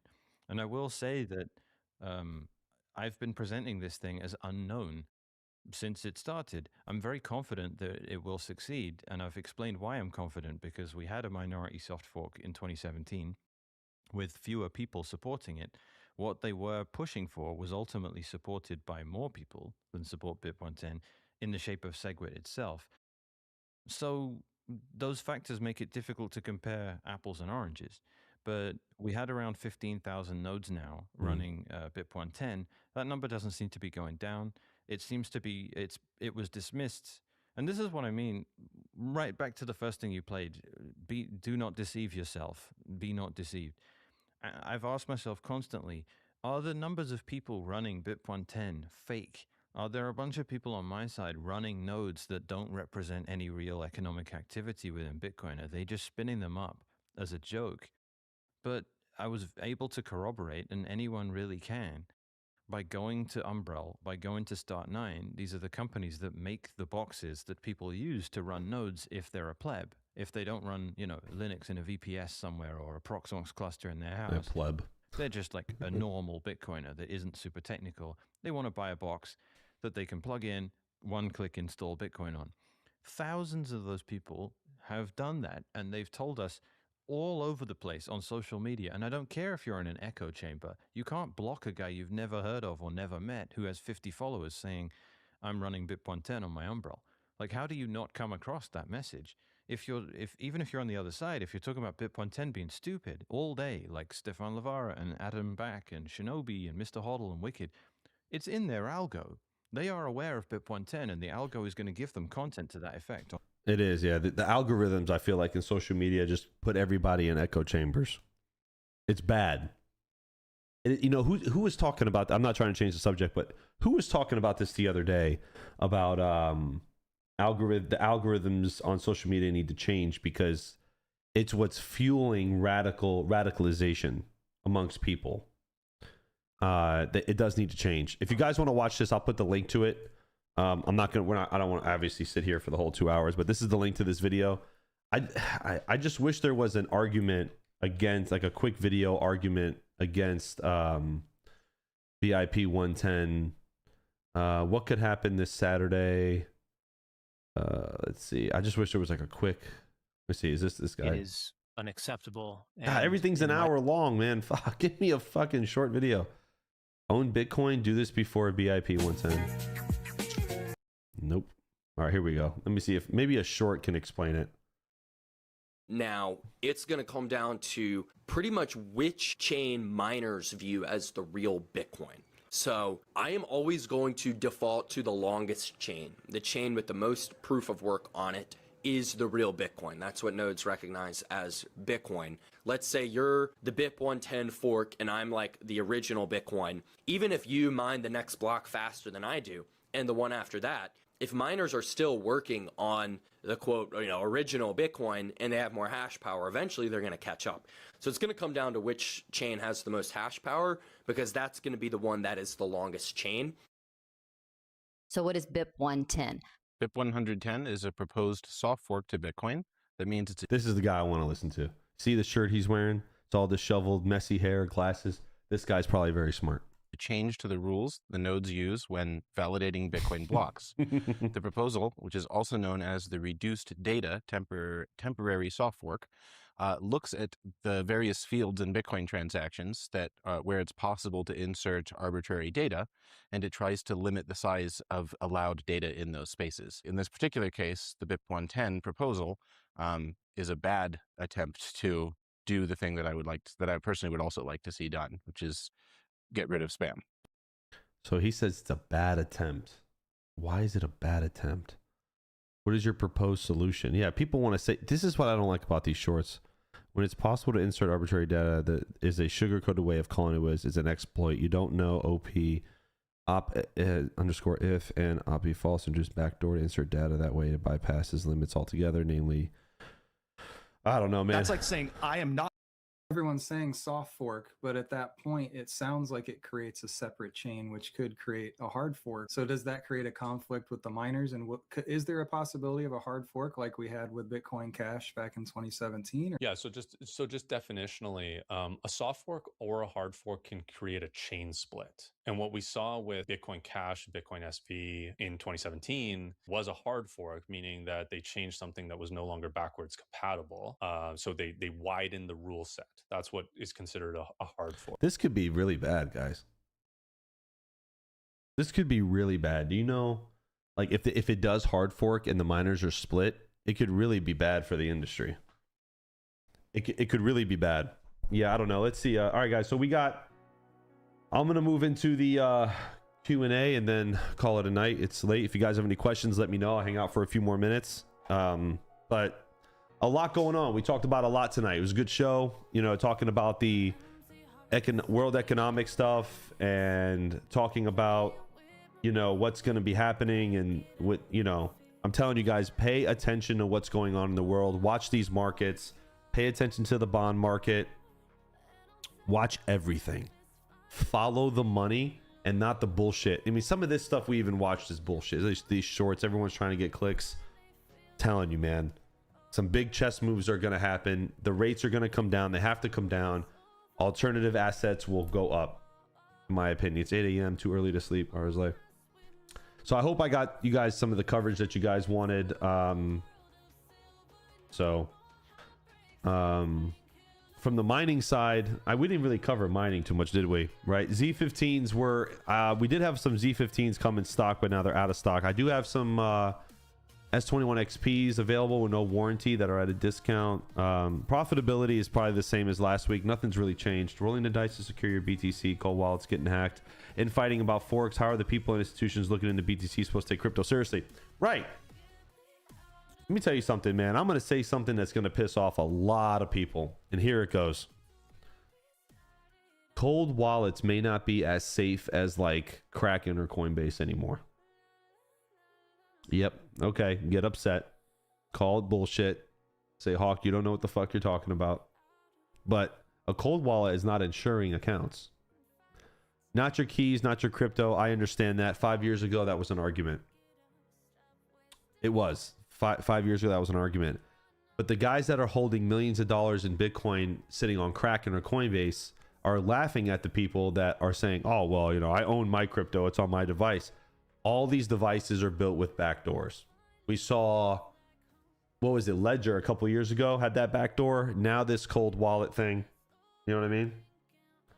Are the Z15 stuck in Hormuz? I hope not. Hawk, when are we going to get that uranium? Soon. Thanks for digging into 110 stuff. Still wrapping my head around it. Me too. There's a lot to read on it. I mean, listen, I am by any means a coder or understand like how the internals work. I understand the fundamentals. And I can tell you that aside from all the technical stuff, and that guy that we listened to from Ocean was very smart, I don't want bullshit on the Bitcoin network, period. I think we could all agree with that, especially illegal and nefarious things. Okay? I don't want that. So I think short answer, I'm in favor of BIP 110. Thoughts on Tangem? Tangem has been good, but I like the Tangem team, and they've sponsored my channel, and I have a Tangem wallet, and I think it's great. And the card really does make it secure. But guys, I mean, for $5 a month or $10 a month on Coinbase, you can insure your whole account up to $1 million. And Kraken has got some of the best security in the world. I mean, and these guys are all licensed as banks now, and like things are changing. It's not 5 years ago. You know what I mean? And I don't know, man. Like, if you want to maybe put some Bitcoin on a Tangem wallet and store it away and keep it separate from everyone and off the market, I think it's a good idea. But if you're holding and trading and moving things around and doing some short-term stuff, Kraken, Coinbase, I don't like Crypto.com, but I mean, these are the safest. In my opinion, these are some of the safest ways to do it. Everyone buying different wallets and cold storage wallets and all this shit, dude. It's all shit, dude. It's turning out to be all shit. All these fancy wallets and these, you know, write your seed phrase down, laminate it, put it in a fucking safe. You know, I think the best storage is probably go get a laptop, okay? Back up the hard drive. Just don't have Wi-Fi on. Disconnect the Ethernet when you're not using it, and then take that laptop, close it, put it in a safe with low humidity, and let it sit. And that's your cold storage. Like, that should just be the cold storage standard. All this like, oh, take your Bitcoin with you, take it with you wherever you go. Bitch, I don't want to take my life savings in my pocket everywhere I go. I want to store it somewhere safe. I don't know. I have a completely different argument against the whole thing. I know there's a lot of people not going to agree with that. That's okay. We're here for dialogue, but I don't know. Never use a cold wallet. I don't trust any third party. Yeah, I mean, Coinbase holds funds. Coinbase will hold your funds until you build a reputation with them. We use Coinbase at Terra for all our purchases, and I've been using Kraken for more than 10 years, and I have a $500,000 limit for withdrawals on Kraken. Eventually, they don't bother you once you have history, just like the banking system. So get some history, and they won't hold your funds all the time. It's like building credit, so to speak. Issue with exchanges that they can freeze your money anytime for any reason. Yeah, I mean, okay. Or you could have your cold storage wallet hacked, and then it's stolen. At least if it's frozen, it ain't going anywhere, and you could fight to get it back. When your cold storage wallet gets hacked, it's gone. Get a laptop, get the core wallet, don't connect it to Wi-Fi, unplug the Ethernet when you're not using it, close the laptop, put it in a safe. There's your cold storage. There you go. I solved the problem for you. Oh, and then back up the hard drive a couple of times, right? Put copies of the backed up hard drive in your safe in case it fails. You can back it up, and your wallet's still there. Everything's still there. And guess what? You don't have a problem anymore. Exactly. I could throw all my tangems in a fire and still get my coins. Yeah, you could. Unplug the battery from the laptop. Don't want it to leak and destroy the laptop. Right, unplug the battery. I thought they canceled the X9. I haven't seen any X9s. Have you guys seen X9s? Who mentioned X9s? I haven't seen any. The issue, I'm just going up the chat real quick. Guys, tag me if you want me to read something. I'm considering moving my crypto back to exchanges from cold wallets. I mean, I'm just listening. I am not a maxi to the point where it's got to be, oh, your keys, not your crypto, blah, blah, blah, blah, blah. Well, guess what? The minute you put your money in the bank, okay, not your cash, not your money, I guess, because the banks do fractional reserve it's fractional reserve banking. So the minute you put $100 in there, only $10 of its real value is sitting in an account. They're trading with the rest of it. It's just credit. It's just the way the system works. I don't know. The whole argument of not your keys, not your crypto is just turning into this whole argument of, oh, well, they're hacking cold wallets. Yeah, no shit. Because they've sold everybody on putting your stuff on these fucking devices that no one audits. There's no regulation. There's no government agency that's regulating how these things are created. And they're built with back doors. They probably had a couple X9s go out. Let me see. Let me see. Let me see. Hey, I heard a couple of X9s were being shipped. Any word on that?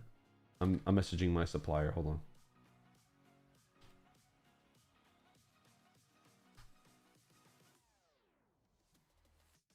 Maybe just a rumor. Let me see what she says.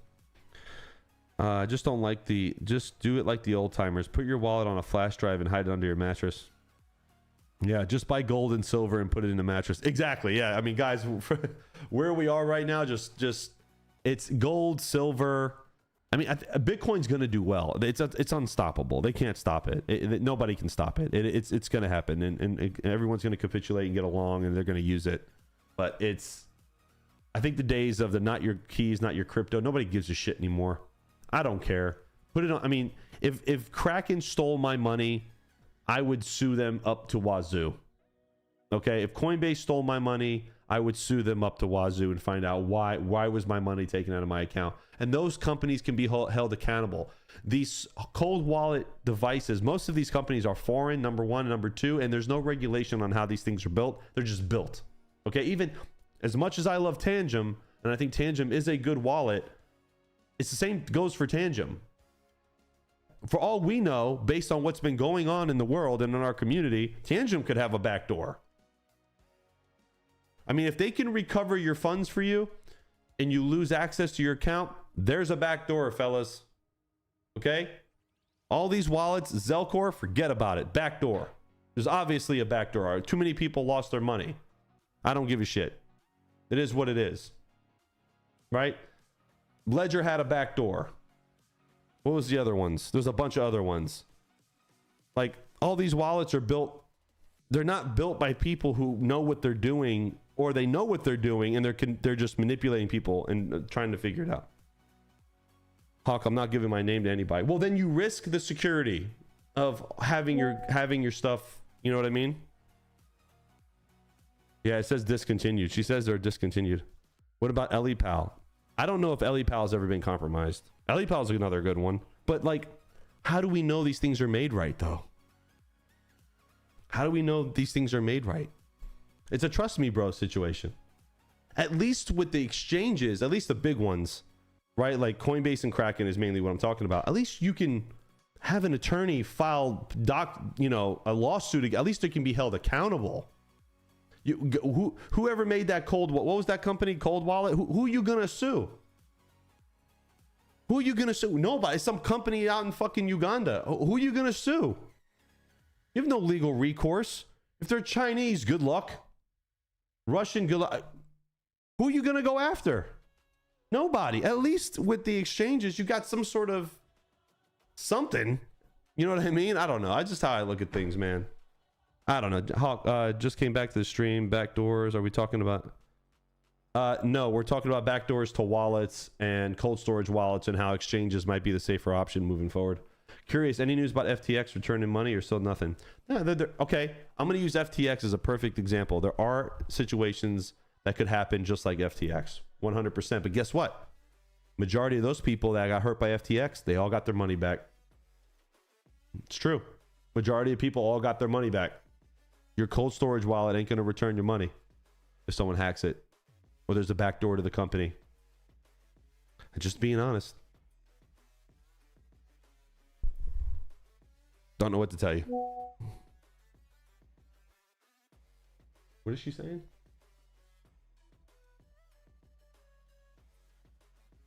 She says it's just a rumor. There's no X9. So there you go. So anyway, that's my opinion. Take it or leave it. You know, do what you guys want. Do your own research. Don't take anything that I say as financial advice. I just give you my opinions.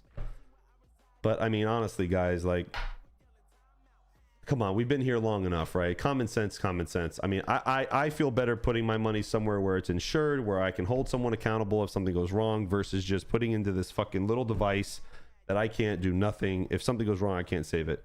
You can sue Cold Card. They're Canadian. Actually, it's very hard to sue a company in Canada from the United States. You can, and it is possible. It's not impossible, but there's a lot of hoops and bounds, things you have to go through. So, you know what I mean? And you know what? Make your own cold wallet, and we trust you. Yeah, make my own. Yeah, yeah. Don't trust anybody, man. Not even me. Like, don't trust anybody with your stuff, dude.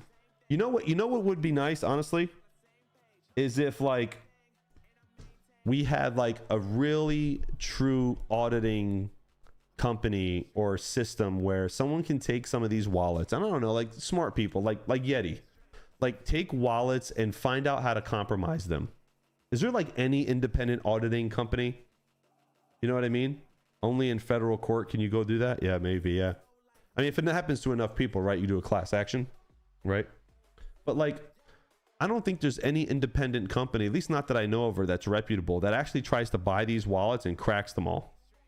Coming next year from your friends at Terra, the Terra wallet. Yeah, no. I can grab Panda and Rabbit. Yeah, exactly. Panda's smart, but I don't think he knows how to compromise a wallet. Oh, he may. I don't know. He's Asian. He got a whole plethora of advantages over us regular human beings. He's advanced. Panda's very advanced. He's an advanced human being. Rabbit, I don't know, man. Rabbit's on the level, but me and Rabbit are on the same level. So if I can't do it, Rabbit can't do it. I'm just kidding. Greed, it cannot build trust. I agree. But who can, and this is a serious question, like who can we go to that can go and take all these models of wallets and reverse engineer them and try to find out where the holes are? With how things with AI are going, just have AI take a crack at it. Yeah, it's possible. It is possible. Ledger tried to crack Tangem. Tangem's very hard to crack. The cards make it really difficult because but if someone gets a hold of your card, you're fucked. Unless you use biometrics on your phone, like the iPhone has biometrics that you need to supplement the card. You should always have a supplement to the card in case someone takes your cards. Don't just rely on the cards on Tangem. So if you have an iPhone, do the face scan, do the code. You know what I mean? That's a very good question. It is. Who do we trust? Exactly. Who do you trust? Who do we trust, guys? Who do we trust to do the right thing? When it comes to money, trust nobody.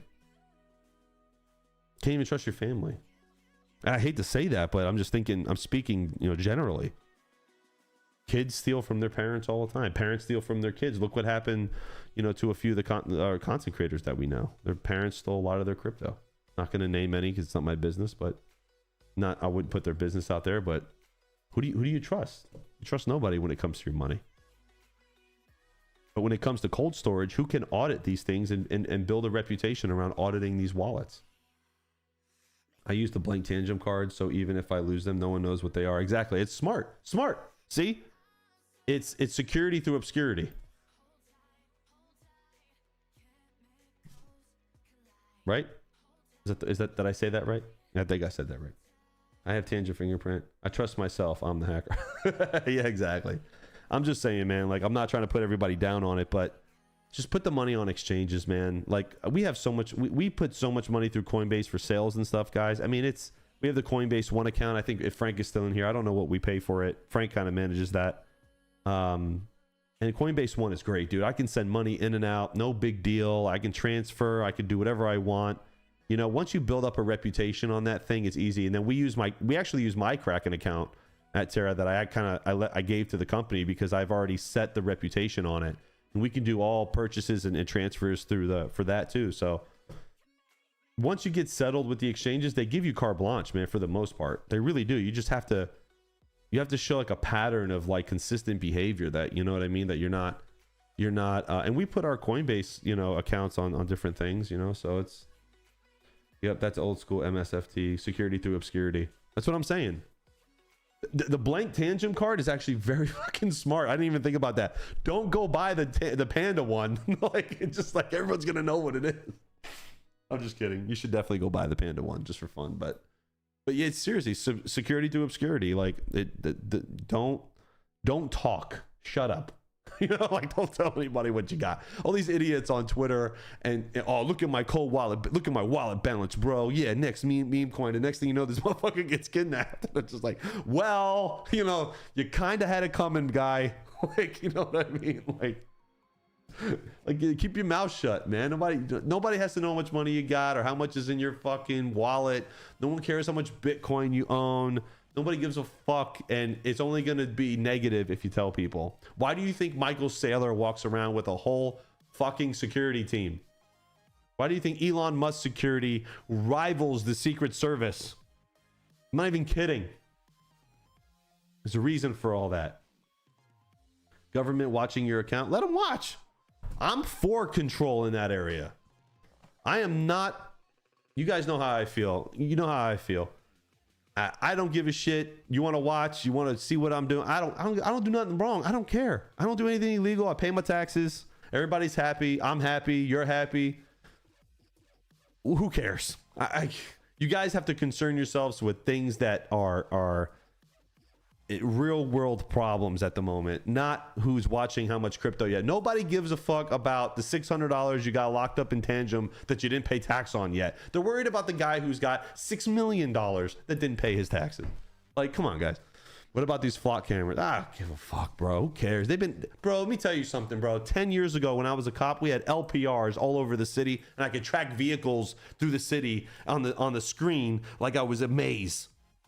Okay, the flock cameras do nothing different. They're just more advanced license plate readers. It's just we've been dealing with this bullshit for 20 fucking years. In the 1950s, they had data centers below ground that could record phone calls on landlines. In the 1950s, like, who gives a shit? Make money, be healthy, love your family, go buy a Lamborghini, and you're not going to care about none of this bullshit. All right, I'm just being honest, bro. Like, gives a fuck. You know what I mean? I don't know. That's just me. It's just me. It's just me. Some people, want to fight for that stuff, and that's great. You want to, take a stance on some things, and I agree that some things that should be, shouldn't be allowed, and I do.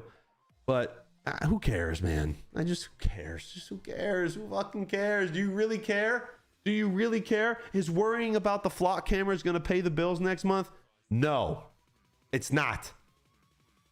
Apparently, France has the highest numbers for kidnapping people to get their crypto. I think I saw like 52. Yeah, then shut the fuck up. Don't tell people what you got. When people ask me, hey, Hawk, you make a lot of money? Nah, man, I'm broke as fuck. I have nothing. And I don't really. I don't make a lot of money anyway. But nah, bro, I ain't got shit. Nope. I got nothing, man. Matter of fact, I'm like 5 months behind on my mortgage. Yeah, I'm serious. Don't tote. There was a saying by Birdman years ago, the rapper. He goes, "It ain't about what you're making, it's about what you tote." Ugh. Real dudes with money keep their fucking mouth shut. Some of the guys that I know that are richest guys that I've been around, they look broke. They don't even wear a Rolex. Nothing. I don't know, man. Security through obscurity. You got Starbucks. Yeah. Yeah, I don't give a fuck. I don't care. I like the coffee. People get too concerned about social issues and things like that. Man, most people, look, don't get me wrong. I care about certain things. I think, we shouldn't. You guys know where I stand on the political and social issues. But at the end of the day, like, leave me the fuck alone. I don't know. Got a buddy who's a millionaire and he eats PB&J for lunch every day. That's why he's a millionaire. That's why he's a millionaire. He doesn't spend $100 a day eating. I'm serious. Just keep your mouth shut, man. You got some money. Keep quiet. That's all. The smiley face on your cup looks sus. It's to make me feel good. It's to help me with my feelings. This is to help me with my feelings. Hey, don't be mad at my pronouns. Okay, you respect. Hey, Ray, you respect my smiley face. Say sorry. Don't offend my cup. What's wrong with you? Don't offend Cuppy. Okay? Be nice. Didn't do nothing wrong to you. What's the matter with you? As a matter of fact, you need to pay reparations to my cup. All right, I'm done. You guys know where this is going. I'm done. I'll see you guys next Friday. I'm out of here. I'll see you later. I love all of you. I really do. I do. I love all of you. Great talk. We have great shows. I love it. I'll see you guys next Friday. Peace.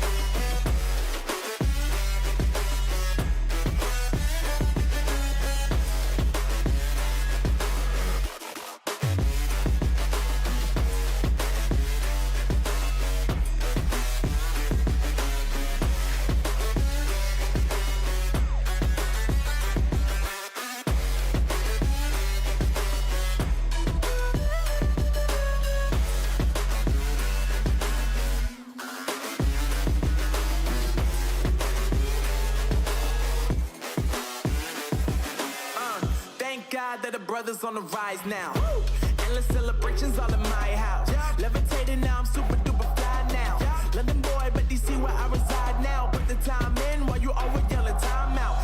And for quit it, cause I know I'm coming with it. You were sitting, you were wishing I was handling my business. Yeah. Now I got the ball like Harry Potter playing Quidditch. And my business is humongous, you would think that happens in there. Damn man, I'm all that, yeah, I'm all that. Working for that whip, yeah, that what you call that. I'ma blow up in the summer, have them yelling fall back. And I always been ahead like a fucking ball cap. I came in the game like, whoa. Got a couple chains on me cause I like gold. They told me I'm the best and I told them I know. Cause when I'm in your town, every ticket I sold. Yeah, they saying I'm the man. Facts, bro. Facts, lot of haters. Tell me where they at though. I'm the new pop, all I do is rap though. Want me on your song, throw a couple stacks, yo. Woo! Everybody wanna do the same thing. Yup. That's why we ain't on the same page. Do my own thing, and I maintain. Flow like water, so I'm going mainstream. I'm going mainstream. Flow like water, so I'm going mainstream. Yeah, I'm going mainstream. Flow like water, so I'm going mainstream. I'm going mainstream. Mainstream. Flow like water, so I'm going mainstream.